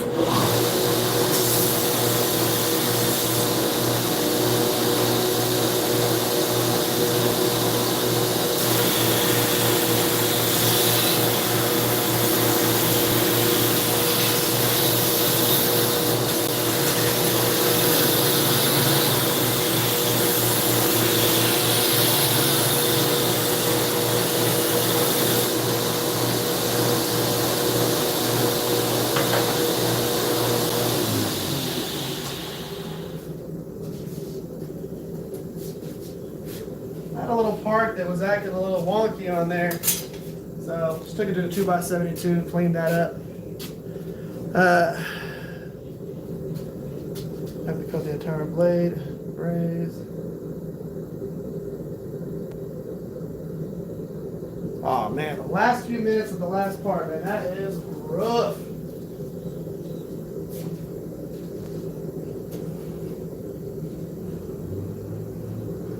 Heating that tang back up a little bit more, just to reform what I just removed off of it. I removed about 3/8 of an inch off the end of the tang there. To basically what happened was it had folded over just a little bit on itself, and as I'm forging it out and doing the distal, it started getting a little wonky on me, and I didn't want it to cause an issue later. So let's just get rid of it now, so that as we forge out the rest of the weight on this, we just have nice, beautiful, everything's perfect parts of the steel. Again, I don't want to have to screw with anything later, so let's just do it all now.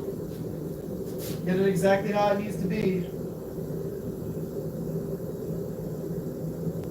Make your life easy, you know what I mean?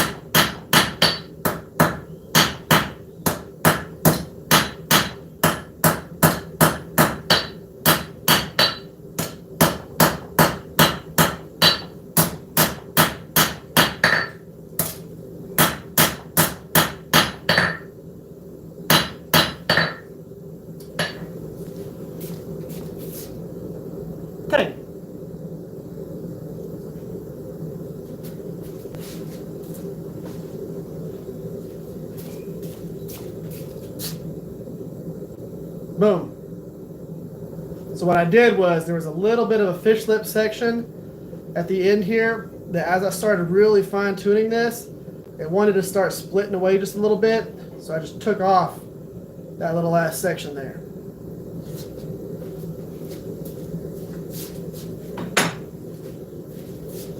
So now, go ahead, grab it from the tank.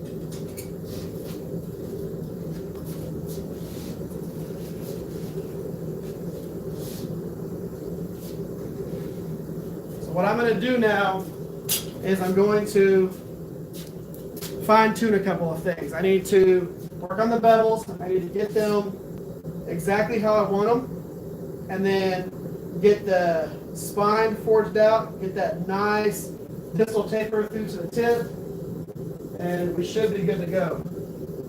I'm really liking the overall profile of this. I think what I'm going to do right off the bat is I'm just going to drop the tip down just a little bit, and then I'm going to start forging in that distal and working that edge down just a little bit. But as of right now, we are within the realm of this profile, which again is the profile we're going through for, just a lot larger. Little River sounds better than Roulette.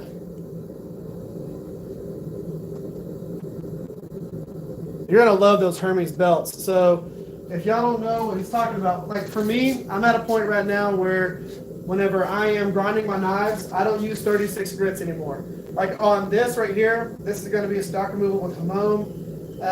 I am not even gonna use a 36 on it. I might use an 80 grit. That's about as aggressive as I get a lot of these, but because I forge so close to finish, I use typically a 120 grit Hermes or Norton Blaze belt, and then I go to a 220 and then a Scotchcraft. I mean, this right here, this was only a couple of belts. And then I forged it so thin that I sharpened it with the 800 grit. I didn't even hit it with anything else. So it was forged super thin. I barely spent any time on a 2x72, and then I sharpened it with the 800 grit belt, and it was ready to go. All right, so with this, again, I'm going to work on that profile just a little bit, then I'm going to go into thinning the blade out. Probably actually go ahead and switch to these tongs. Yep.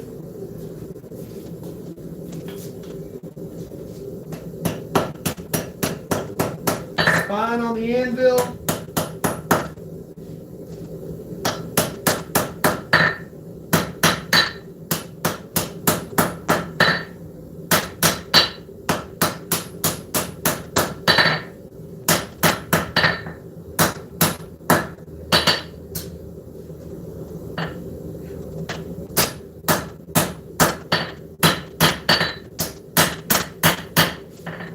All I'm trying to do right now is just bring that tip gently down without blasting away after it.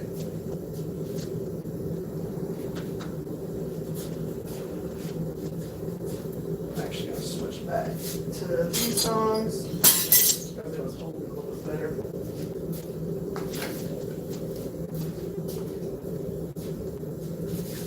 So as we thin out on this, it's not going to take that much longer to heat up. So the thinner you get the blade, the easier it is to get heat back into it.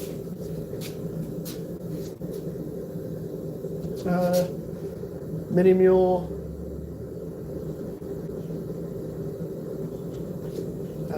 So I can't wait to actually check out that knife that you sent me. Do y'all want to see? Okay. Oh, okay. We have 253 people on here. I'm going to show y'all something. And I think Duck Rabbit should actually really like this. So give me 1 second. Y'all stay on here for just a second.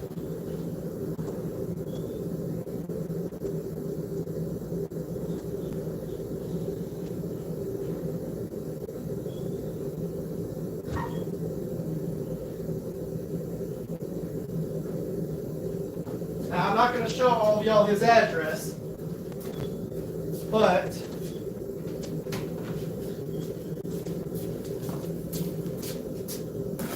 This right here is what Duck over there at Duck Rabbit Forging sent. We're gonna check this out at the show and everything. But I figured since we had people on here,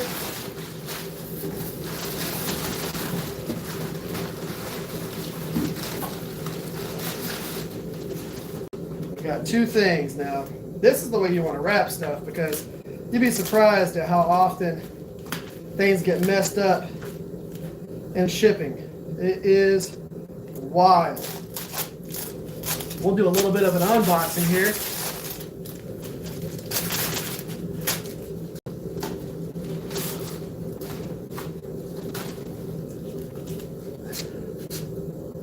So, he did one of the I-beam style handles, but with the wood on the inside of the I-beam.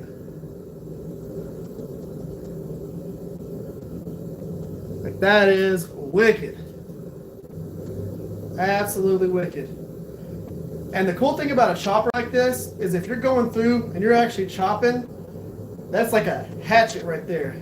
That is going to slice through all kinds of stuff. I really like that profile. So that is an I-beamed handle with a wood inlay. So that's all forged. For y'all people who are looking at this wondering what the heck's going on there, this is all hammer and anvil on the handle. So taking the time, work it all in there.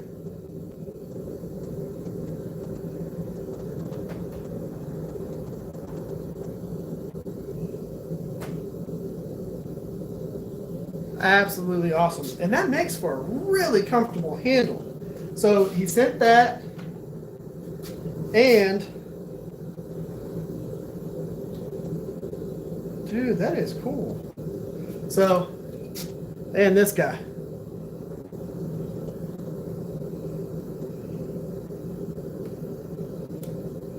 I like how notchy that is. Like, it is like, you get it to here, click, click. It's almost like having a full tang with how beefy that liner is right there. So that right there, that's from Duck. Blade is nice and centered in the actual opening. That's awesome.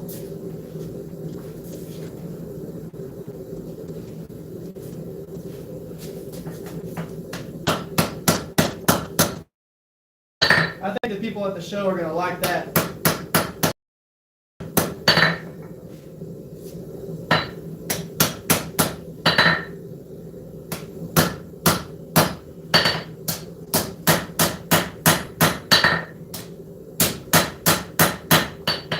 Okay, so as I was messing with the thing there, you can see tang went all kinds of weird ways. Don't worry about that. Don't try and fix that. Don't try and correct that. All I'm working on right now is getting the blade where it needs to be.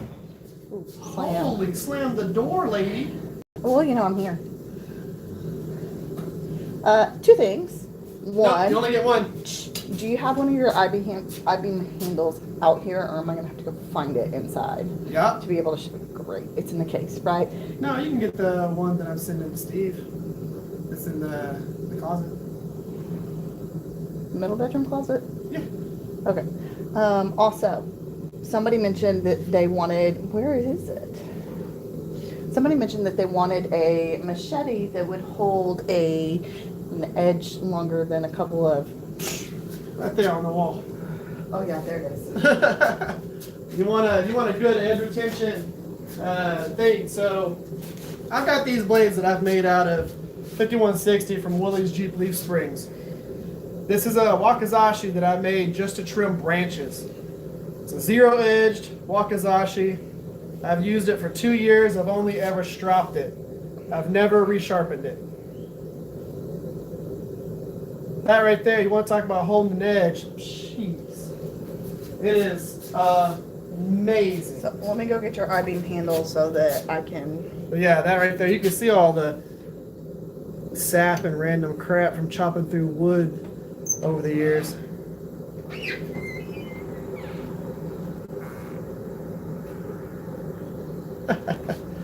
You can fold mill. And with the inlay, yep. So let's see here.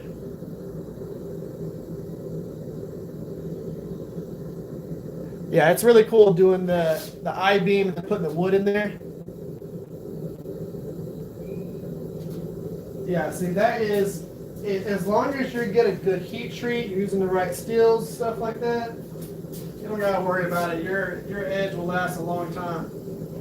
The hard part is, you know, people make machetes to really bend and not break.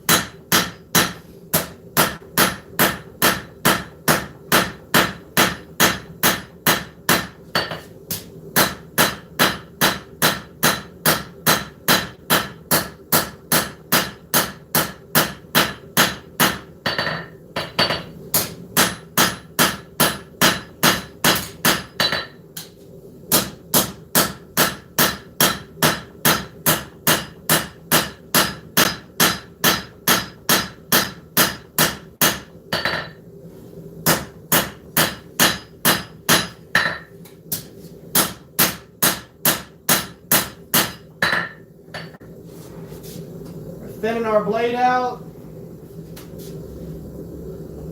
little bit more. Go ahead and switch back to the, yeah, we'll do the crossfit straight pane. Now, you don't have to do as much work as I'm doing right now on a normal chef's knife. I'm doing this because it's going to have as much brute to forge finish as possible. So I'm putting all the distals and edge geometry and all of that crap into it so that whenever I'm done grinding it, you still see texture literally all the way down towards the edge. So this. I realized that they crept to the shelf. So that right there is an I-beam without the wood inlay. Now, of course, this is slightly different because this goes to an integral bolster on there. This is the one that's going to Steve. I have not sent it yet because I've been showing it at shows. So this one was distal tapered all the way from this 3/8 of an inch all the way down to less than 1/8 of an inch, and then I-beamed, and it is super comfortable on there. But yeah, so what he did was he went through and inlaid the wood inside that channel right there.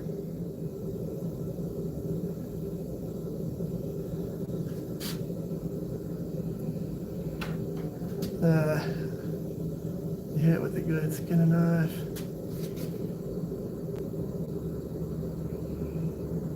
Yeah, she is on a mission. Who's on a mission? You. What kind of mission? And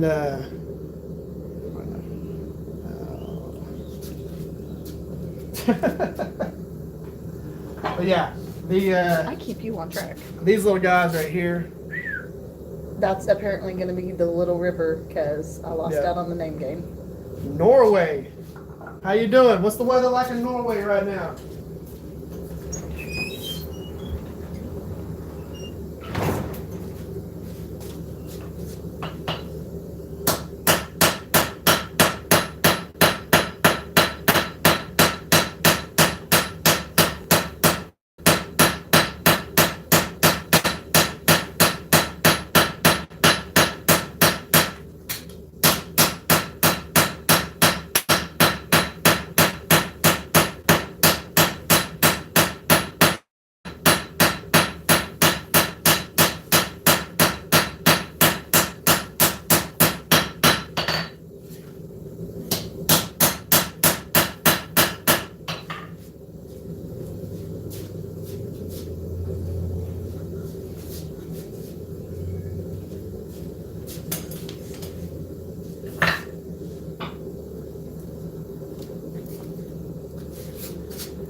Topping super fast.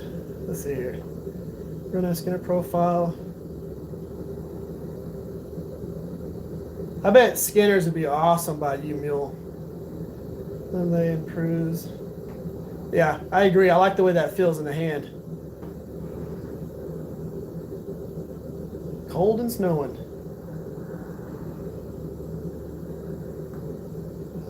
Snow needs to go back to. Now I'll tell you right now, when it snows down here in Texas, people panic. Now we do have more, snow plows and stuff like that that are, prepared for it. They drop salt and all that stuff. But for the longest time, we can get 2 inches of snow and the whole state shuts down. Businesses are closed. It gets wild.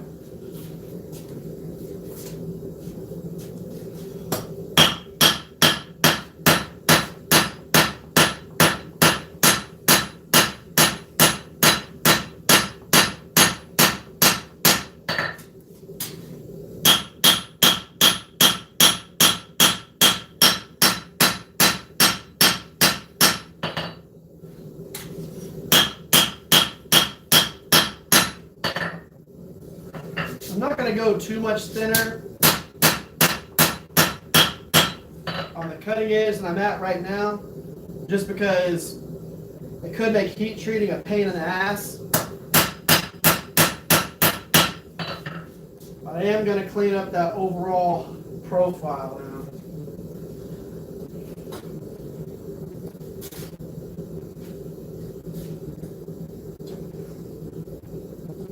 Heat up all the way up to the tang. As I start forging the profile, it's going to bring the tang up a little bit. Love knives and always carry one in my pocket.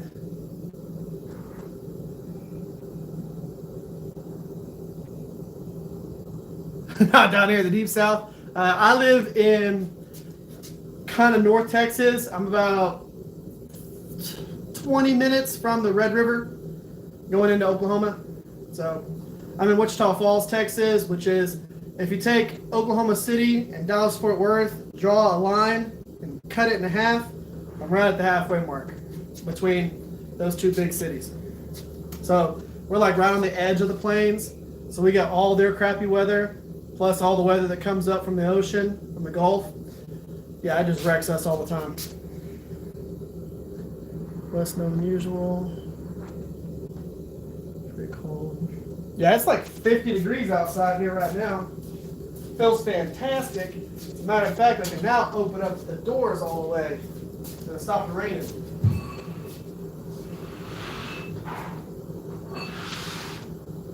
As I say that, watch it start pouring.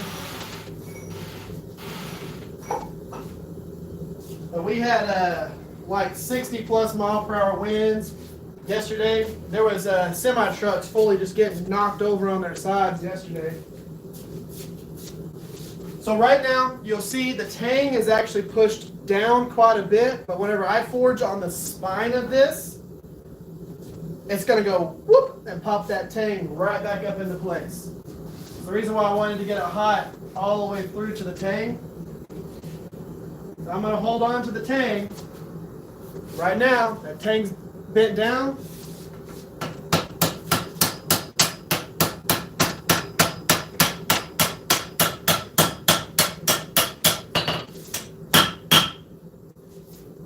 Voila! No more bent down tang.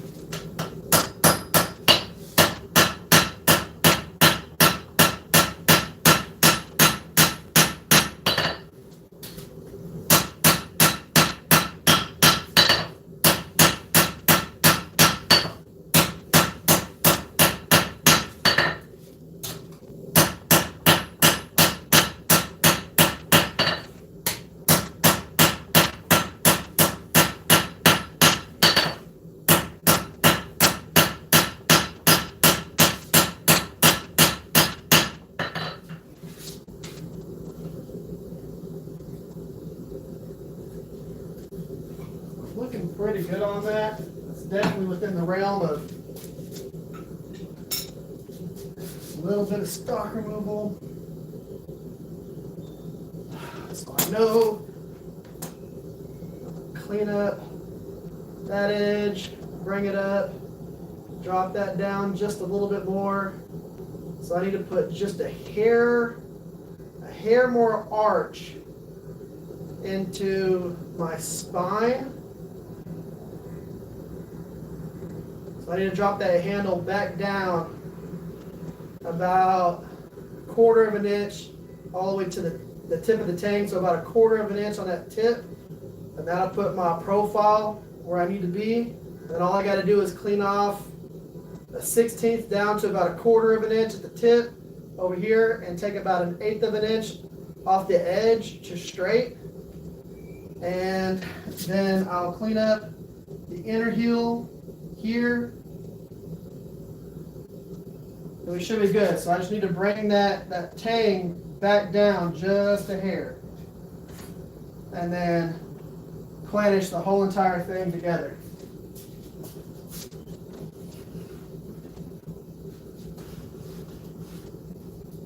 It's going to be perfect because I need to swap out this propane tank. So I'll be able to heat it up enough to be able to planish everything together. Get it in line with what I want. It'll be good there. Similar temp, around 50 degrees. Shorts weather, I don't doubt it at all. 84 where you're at. Jeez. -40.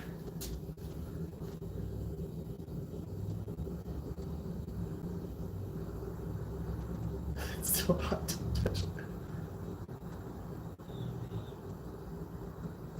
Nice, got the pizza. That's what my kiddos had for lunch today. So I'm gonna let this heat back up. I'm gonna clean up that profile. I'm gonna go ahead and block off the rest of the forge so it can heat up the rest of the way with this propane. I don't feel like swapping the bottles out right now because I'm gonna be grilling dinner, and the other tank that I'm gonna use right now is attached to my grill. So I'm making pork ribeyes tonight. We'll see. If I have to swap it over, it's not a big deal.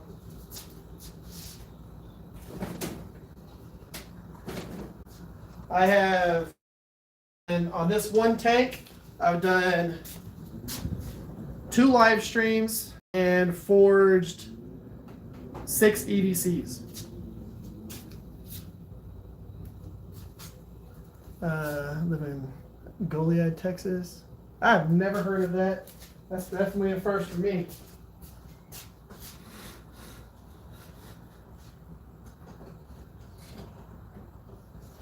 All right, let's bring that tang down.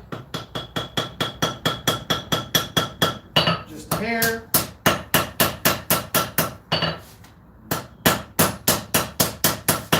Planish all this. We'll switch to the auto body hammer.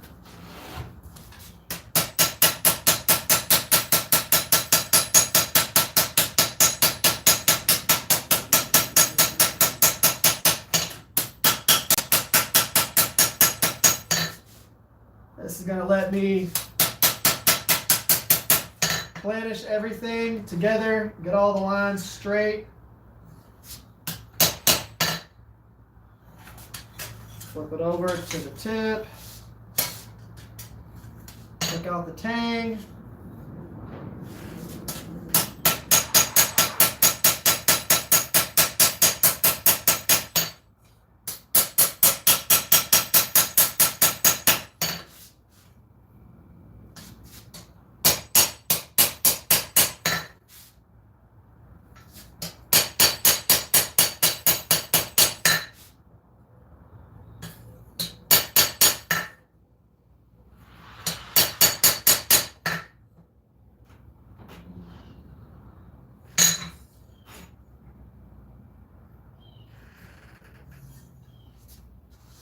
All right. Turn that forge off. I'll end up switching it back over to the other tank so that I can do the tempering on it, but I'm looking for these tongs right here so y'all can see the profile.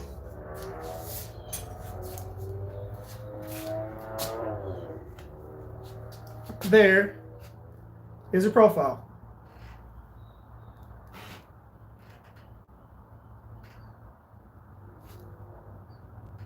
So handle, full blade, all the way down to the end there. Your taper from the tip up. Let's see how straight we are. Right there.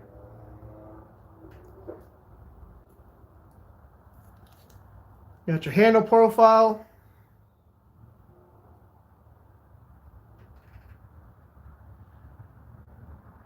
What's up, Planner Shop? So handle profile all the way through to your tip. Got that heel forged all the way down. Got the distal taper forged into the tang. The distal forged in through to the tip. And a nice profile. So that'll easily get profiled the rest of the way to look something similar like this. Of course, this is the smaller sibling to this guy.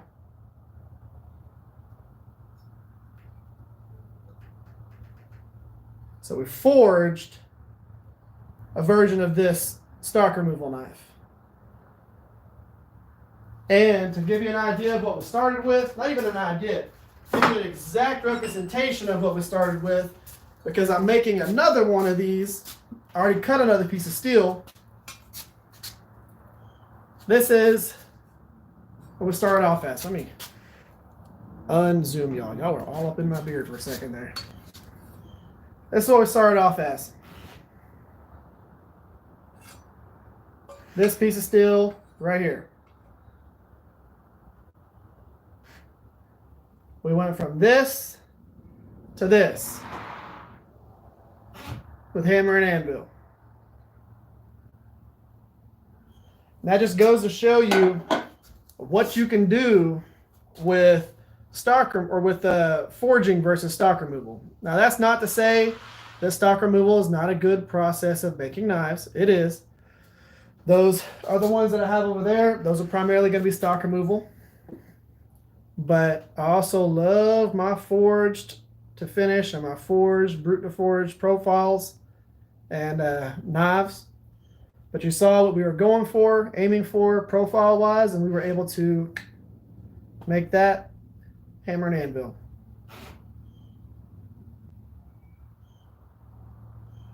Correct. Forging is about that. And maximizing your materials, because if I was, for one, there's no way on earth that this stock removes into this. You will never stock removal this same size piece of steel into that knife. You just can't, because you're not going to be able to add material to the length. So in order to stock removal this knife, you would need a lot more material. I mean, you're talking about 7 inches extra of length in order to cut that out. What's up? How you doing? So yeah, I mean, go new song for me. Awesome to have you here, Zandy. Is that how you say that, Zandy? But yes, we were able to go from here to this, using the right hammers at the right time, forging, doing all of that, getting distal tapers throughout the blade, making a nice straight blade, nice handle profile, very comfortable knife. And we're going to have a really cool forged finish on this after I get done grinding in the bevels and doing all of that. But what I'll do is I'm going to get this cleaned up. I'll make a post about it on all of the different social medias. So you'll actually see what this looks like after the little bits of stock removal that I'm going to do to clean everything up and make sure the proportions are right. I'll post this so you can actually see what it's going to end up looking like after I grind it. So make sure you are following on all the things like Instagram, TikTok. I haven't done an X account or a Twitter account. So yeah, I have an account, but my son uses it more than I use it. But the Instagram, the_rivers_experience. TikTok, I post videos and stuff like that on there, and I'm going to be live streaming on there more often. And then, of course, Facebook, the TRE workshop. Check that out. And, of course, subscribe to this channel. But next week, we're going to be forging another badass thing like this. So make sure you come along, you watch the stuff that we're doing, you learn as we end up doing this. The whole point about this is to teach people easy ways to do stuff like this without feeling like you have to be a blacksmith in order to learn how to do it.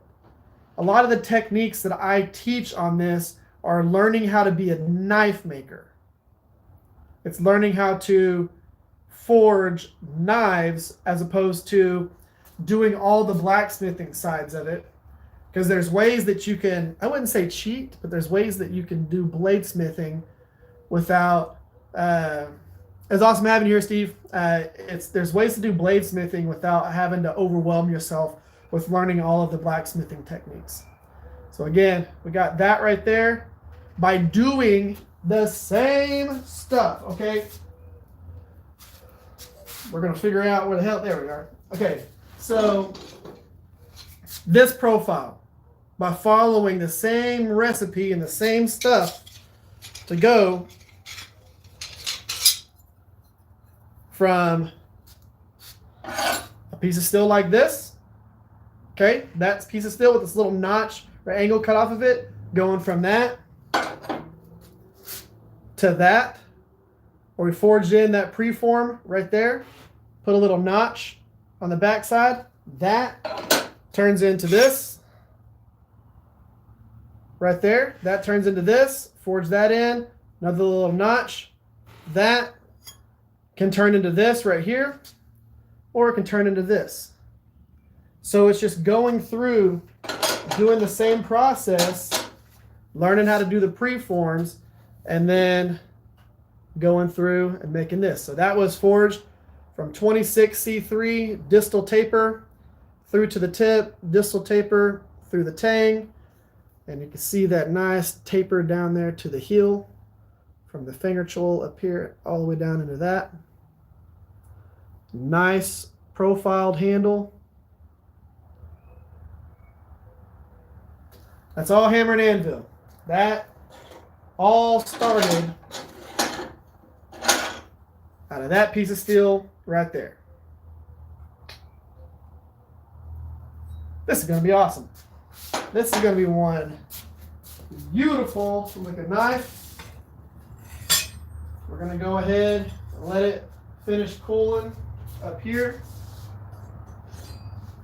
I'll end up, after I get done cooking and all that stuff, I'll do an annealing phase on it, or I might even just do a normalizing phase on it, because I'm not going to be forging it any more than that, and then going from there. I remember, for you people that didn't get to see this earlier, this is what Duck Rabbit sent over to get checked out. I-beamed handle with recessed wood in there. A lot of blacksmithing in that right there. Really clean bevels too, Doug. I mean, like, them bevels right there are smooth. Like, that is really, really, really good. For being on a curve like this, y'all might not think that takes much work, or maybe you do, I don't know. But to do, this is not a short blade. I mean, you gotta think about this. We're looking at 8 inches of cutting edge. 8 inches of cutting edge. That's the size of this whole entire damn knife right here. So 8 inches of cutting edge on a radius on there, and just smooth. Nice and smooth. Really good job on that. Edge is nice and straight. Everything looks good on this. For a type of knife like this is, this is great bevels, great geometry, everything like that. Really impressed, Duck. Absolutely awesome. One with the Raffle. Yeah. Okay, so cool. I can actually show that to y'all real quick. So we're going to be raffling this one. Since Nisha's coming out here, I'm going to tell her to go pick it up. It should be awesome. It's the one with the blue handle. Okay, so are we going to try to raffle that off at Texas Select? Because I have tickets. I can put their names in there. Possibly. We'll figure that out. She's going to grab that one, Neil. So the knife that she's grabbing right now, I forged this during one of the live streams I did this one at the Texas Select event, or the Texas Custom Knife Show last year.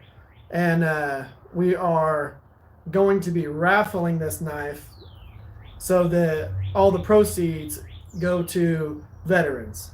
You want to post which group it's going to, Neil? But we're going to be raffling it, and I might do some sort of hybrid thing where I let people on the channel while I'm live streaming or something like that also be part of it. Yeah, Red Wings Foundation. And or I might do the raffle at the actual show. And because we have tickets that we can actually sell that have corresponding numbers and all that stuff, and we can raffle it. And if the people are there, they can pick it up. If not, well, make sure they have their address or their phone number and all that stuff on there, and we can ship it to them. That way they're not having to be there all day. Because we can start the raffle on the first day and have it go through, and then finish it on the second day and call out a winner and go from there. I think that might be the best way to do it. Raffle it at the show that it was forged at. Yeah. We'll talk about that later, Neil. But Nisha's grabbing it. She's bringing it out right now. I'm watching her. Well, it's somewhere. I mean, it was in the house.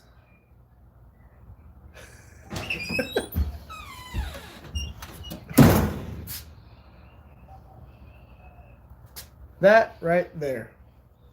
Maybe we should raffle off in Conroe. I don't know. Look at that handle. So handle skills by Sharky. So forged by me, handled by Neil with Maximus knives. This is gonna be wicked. So that was forged in Conroe, Texas. Yep. During the live demo, one of the ones that you forged. Handle scales were provided by Sharky. Dude, that is so comfortable. Neil finished up the handle profile. Look at how beautiful that handle is. Finished up fit and finish of it, and it will be auctioned off. And proceeds from the auction will go to Operation Red Wing, correct? Yeah. I'm going to be doing a sheath for it, so it's going to have a sheath and everything. That is a wicked knife.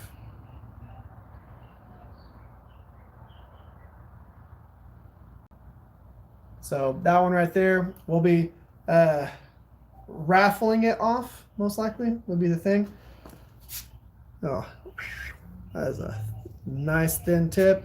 It's almost ready to cut and it hasn't even been sharpened yet. So I'm going to sharpen it. It's going to have a hair whittling edge on it. And absolute, just perfect handle. That handle is, I like that. It has to leave out of possession. I mean, it is the ergonomics on it are absolutely perfect on there. Like, that is a comfortable handle. And then, of course, that handle material is beautiful. And he left as much of that forged finish on there as possible. So, I mean, you still have my forged spine on here. Forging as much of that on there as possible. So it just has, it's 100% one-off, unique build.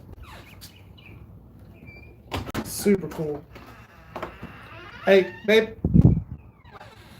Can you take this back? Inside? Yeah, I want it to stay out here. That is so good.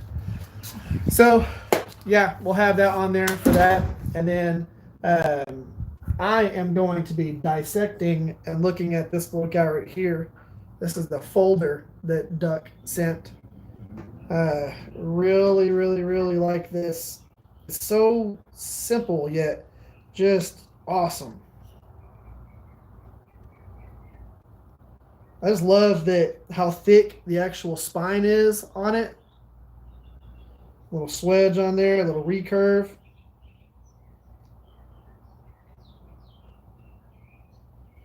That is a good little knife.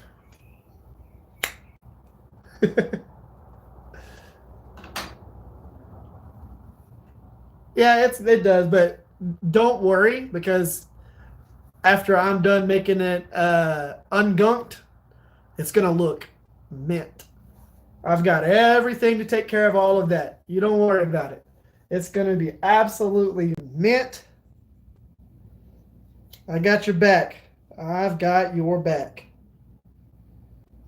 I just like it because that right there is a comfortable EDC. Like, the grip on it isn't super tiny like some of them. I mean, it feels like a full tang knife. Like the edge geometry on it. I like how thick the blade is. A little swedge. A little swedge in there, a little recurve. But don't worry, I'll make sure it's all perfect and presentable. But that is like super notchy. You go from there to get that little boop, that first little notch right there, and then all the way down in, spicy. It's overbuilt for sure. I would say yes. What's up, Christian? It's got a 1/4-inch pin. Yeah, I know. 1/4-inch pin underneath there? God dang.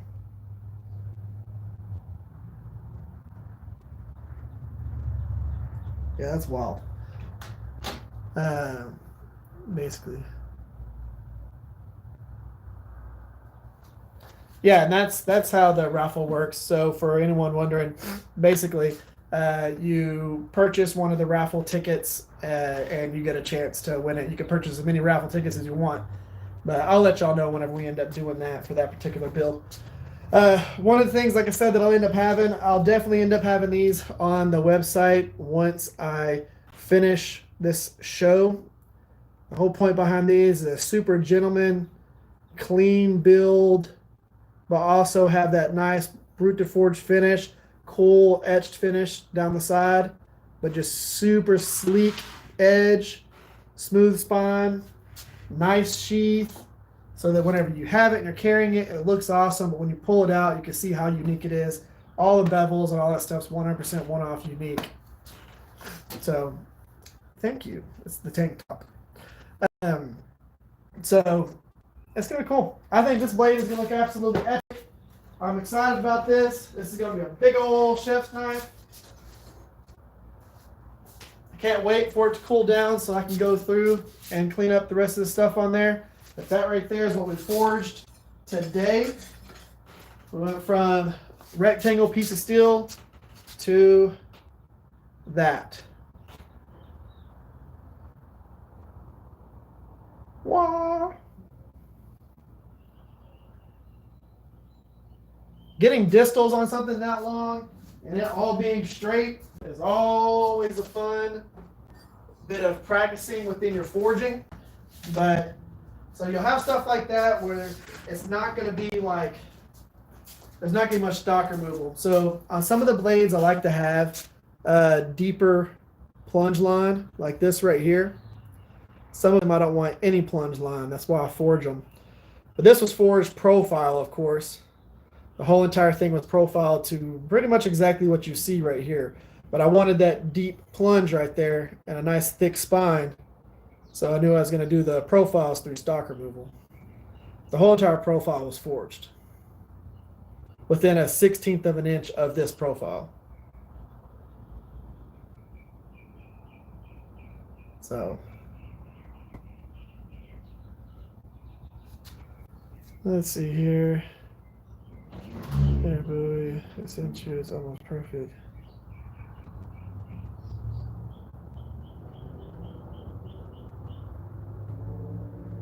You'll so, yeah, I know. He has nice looking knives.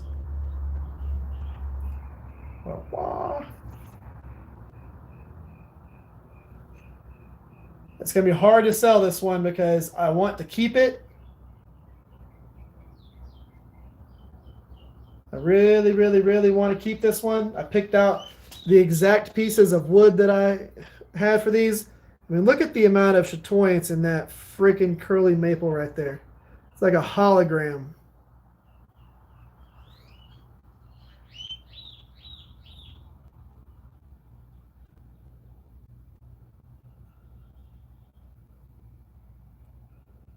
Book matched. Awesome lines of chatoyance in that Gidgee right there. And that hasn't even been buffed or polished or anything. That is literally a 400 grit, and that's it.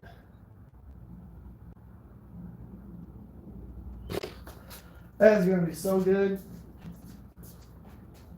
And then I'm really looking forward to this one and this one. So there's a few of them that I've got that I need to work on. So I'm looking forward to working on this Damascus chef right here. But one of the ones that I think we've picked the handle material for it exactly. But this one right here with the blacksmithing ring on it. So that's all forged. There's been no stock removal or anything on the ring. This is all hammer and anvil all the way around. It's radiused all the way around, so it is fully rounded all the way. Then of course, full forged profile here, full forged profile there. Nice ring knife. Bevels on that are crispy. And then going up into that forged texture.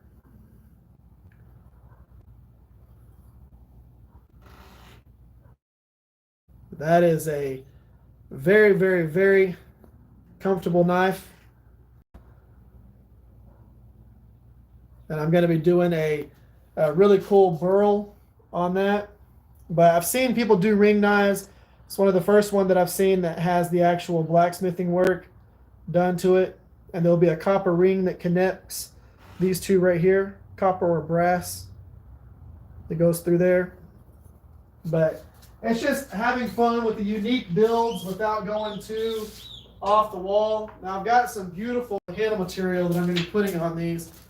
So that's going on some of the chef's knives. These are dyed stabilized burl woods. So that's going on one of the EDCs and one of the chefs. Then you have these beautiful woods here. Look at how wicked that is. That is wood. Dyed, stabilized, spalted. And then these really cool burl woods right here. These are what's going on these different builds. Absolutely just nuts. And I've got a whole bunch more of them. I have a lot of blocks of wood. Like every single bin that you actually see down here is all handle material. Like it is just all blocks of wood. That looks like it's got a waterfall in it. But just all these really cool materials. That's another one of the live edge. This is ash with the live edge. So that's going to go on some really cool wall handles. There's just some really, really, really cool. This is caribou antler in resin.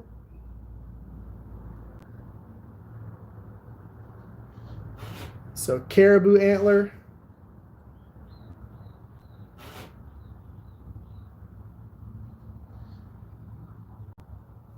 So it's just so many really cool just materials and different things. And I've got a ton of them that I'm going to be using for a lot of these. Another spalted piece.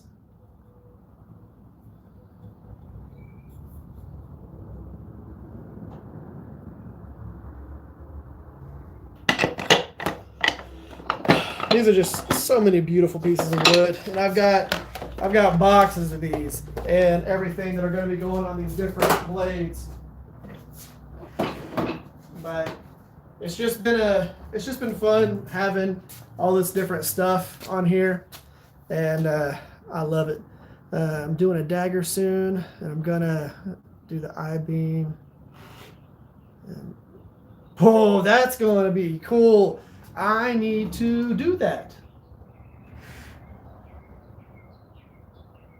Why haven't I thought about doing that yet?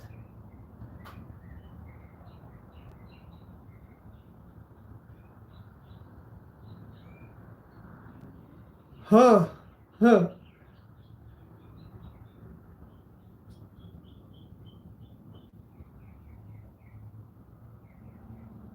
No, I'm doing that.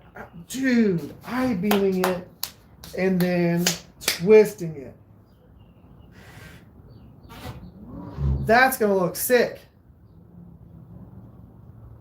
That's gonna look cool. I want to do that. Where do you get blanks like that for handles? So those blocks were from Oleg Beshkovich. He has a place that's based out of here in America. He's Russian, and he's absolutely amazing. He supplies a lot of the wood blocks for a lot of people.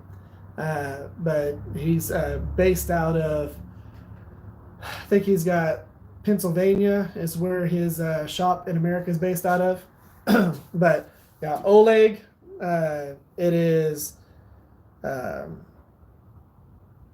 knifewood.com. I think it's knife-wood.com. And you can order that from him. And then I think he also has those blocks on Maritime Knife Supply. So you can check that out too. Have a little integral guard as well. That would be pretty cool. I like natural and brown colored woods too. Oh, agree. I agree 100%. So like on my my personal knife, this is my personal little kitchen knife. Now, I've got some cool spacers that are going to happen with this, but yeah, some, a couple 1,000-year-old bog oak is what's going on it. This is the overall profile for this knife. It's going to have a jade G10 spacer and a carbon fiber spacer. So carbon fiber and jade spacer, that handle, and of course that blade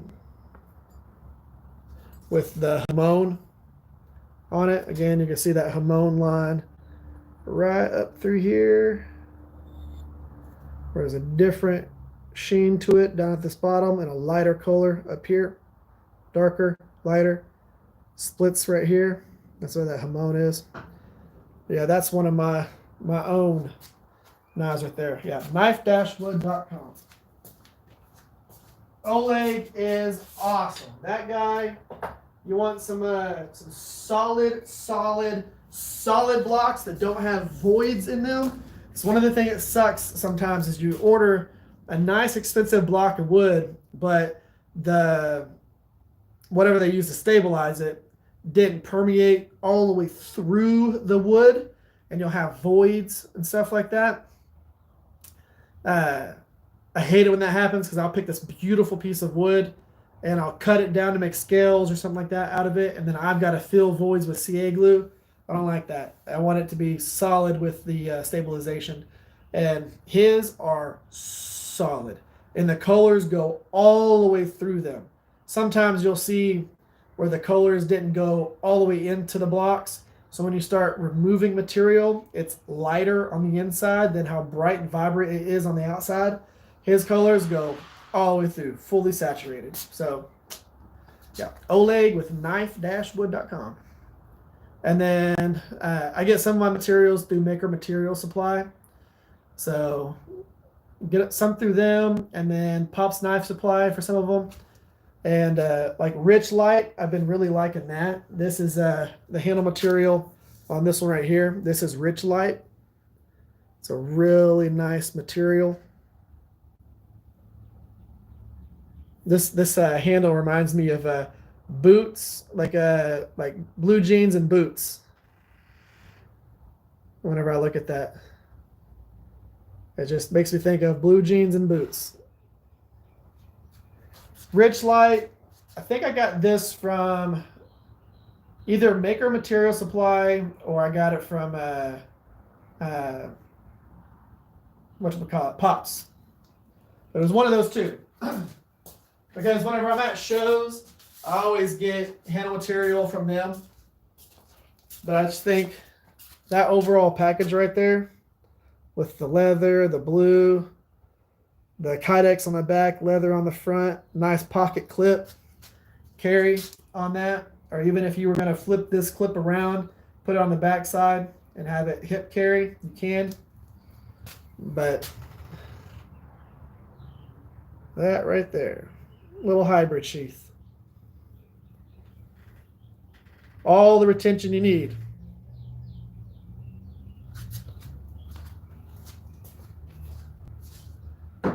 But yeah, that's where we're at on all this stuff.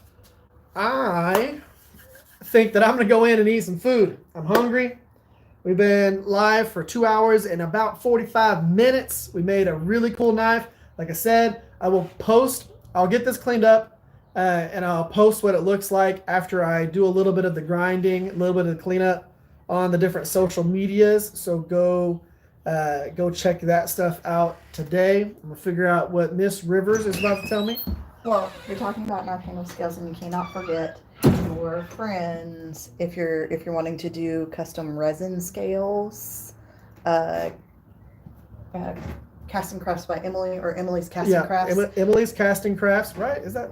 It's Emily's Casting Crafts. Yes. You can find her on Instagram and Facebook. Dude, if you want to talk about some cool resin, she's got these scales that she did that have like skulls. She's got in skulls them and whatnot, where like the skulls are exposed. There's a guy that did one of the knives with these things at Blade, Texas, and it's a buoy with like a coffin handle. Just sick. Absolute sick. She has done, like, I've seen one of her Facebook banner is like where she imitated like a bass fish scale profile. There's and then Scales by Sarah is also Scales by Sarah. Schwakowski scales, Mike Waskowski scales. No, it's Scales by Sarah because her last name is ridiculous. And they do have some woods and stabilized woods and things like that, but Sarah also does composite scales. So, yes, Sharky, Scales by Sarah, Emily's Casting Crafts, which are just some crazy stuff. The after party is on Duck's channel. He typically goes live, so after this, so definitely make sure you're subscribed to Duck Rabbit Forging right there. He does some cool blacksmithing stuff too, so follow him if you're not. That way you get his alert whenever he goes live after this. And then there's a lot of, like, I get some blocks from Iron Dungeon Forge, but like when you're wanting really cool stuff, unique stuff, Scales by Sarah and Emily's Casting Crafts, like glow in the dark crazy stuff. That's really cool. It's like, I think Sarah's put stuff in cactus wood. I do the things also. Just wanted to, kind of shout out some of our women. Yep, they're awesome. And you will actually be, when you're at Texas Select, you will be just a couple of hops down from Sarah. Yep. At Texas Select, and you'll have to pass Neil Maximus Knives on your way to your table, which they're not going to miss you. Gunstone Creations does awesome resin scales. I have to check that out too. Which ones? Gunstone Creations. Yep. I have to check that out. Terry Dunn. If you're wanting wood blocks and you're still in that same area, Terry Dunn is like the block man. So, ballistic scales are amazing. I'll check those out. Oh, which ones? Gunstone. Gunstone and Creations. ballistic scales. Well, he does the ballistic scales. The Who does? Gunstone Creations. Oh, Yeah, Gunstone. it's not another Or- maker. Okay. Yes, I'm gonna go inside, get myself some food. I'm hungry. I have so much more everything to do with knife making down there than in Canada. Yes, we do. We like our knives down here Especially in the Texas. States. Now, if y'all were a 51st state, y'all wouldn't have to worry about it. Yeah. You'd be part of America. Let's just be real. That would be a big ass state. Canada cannot be a 51st state because they have their own provinces. They have their own mini I'm just saying, states. if that'd be 51st states, you would have to put like They're a plural. country. You'd have to They're put a a plural country. after 51st. Like It'd be America is- 51st. 51st. No, Because, they geez, that's a freaking huge place to call it a no, state. they are a country. We are a country. I so understand that, but therefore- they're the whole joke on the 51st state thing. Is it? Yeah. Oh, That Trump I'm was like, going to make it a 51st state or some Trump shit. can't even make Puerto Rico a 51st state. So This the good old 51st state, and it's like the size of a whole entire country. It'd be bigger than Texas, but I think Alaska is technically bigger than Texas. Right? Alaska is technically bigger than Texas. Texas is the second largest Like land square mass. acreage or footage. California is the largest in population. Texas comes second to both of them. Now we have more land mass than California, but There would be an asterisk with a footnote.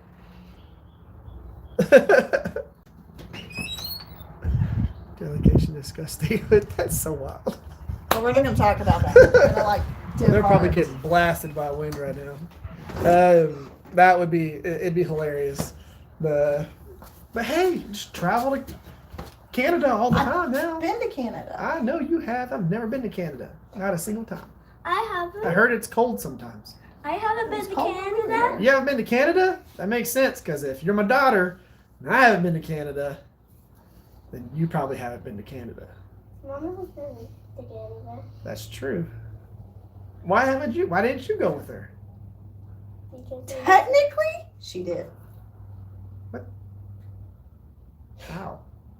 Well, I mean, in her ovaries. I said technically. Wait, you weren't pregnant at that? No, I wasn't. You want the 2A? Yeah, I could imagine Could you imagine Canada is all of a sudden having Second Amendment rights? Jeez, y'all would.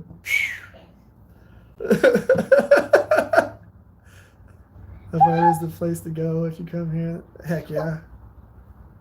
We're better than the other provinces. Hey, I know a lot of people that love Alberta, and but there's only a select amount of knife makers up there that do content.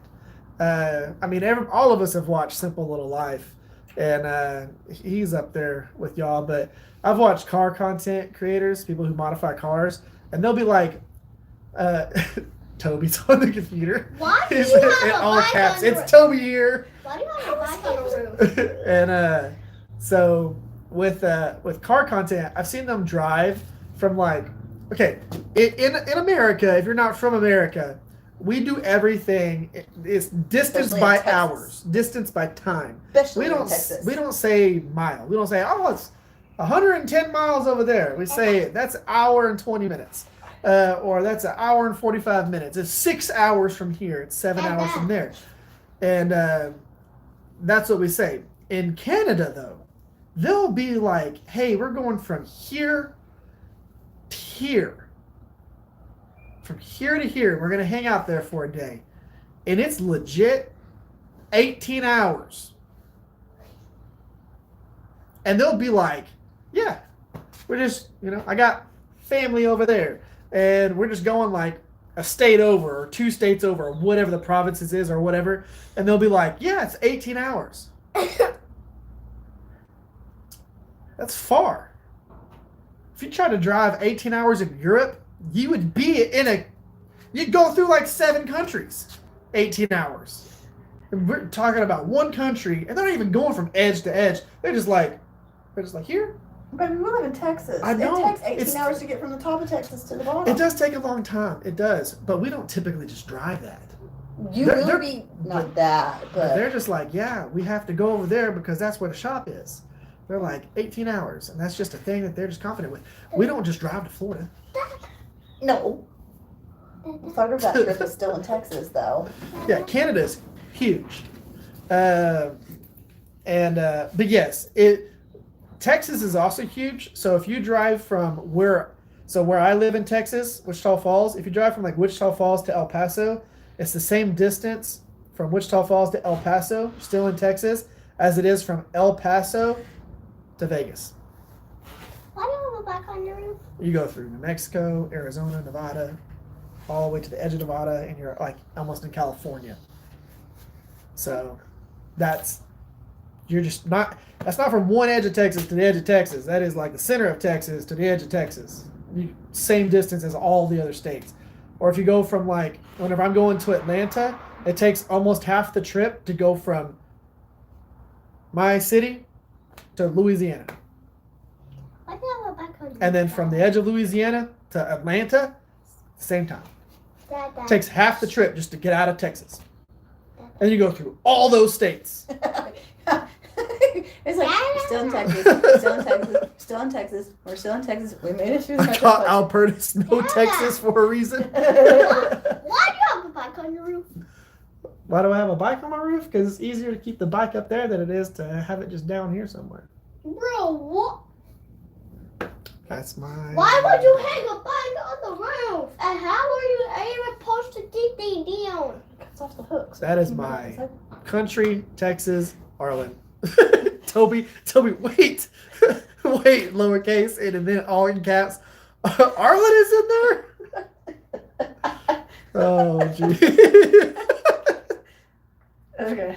Anyways, It's about time guys. to wrap up. Okay, so let's end it there. We're gonna call it here. I'm gonna go inside, get some food. Thank y'all for being active in the comment section, hanging out, being the best part of the channel. I really, really, really appreciate y'all. These live streams have been something that has really changed the trajectory of my career within knife making. I really appreciate y'all. I appreciate y'all viewing them like y'all do.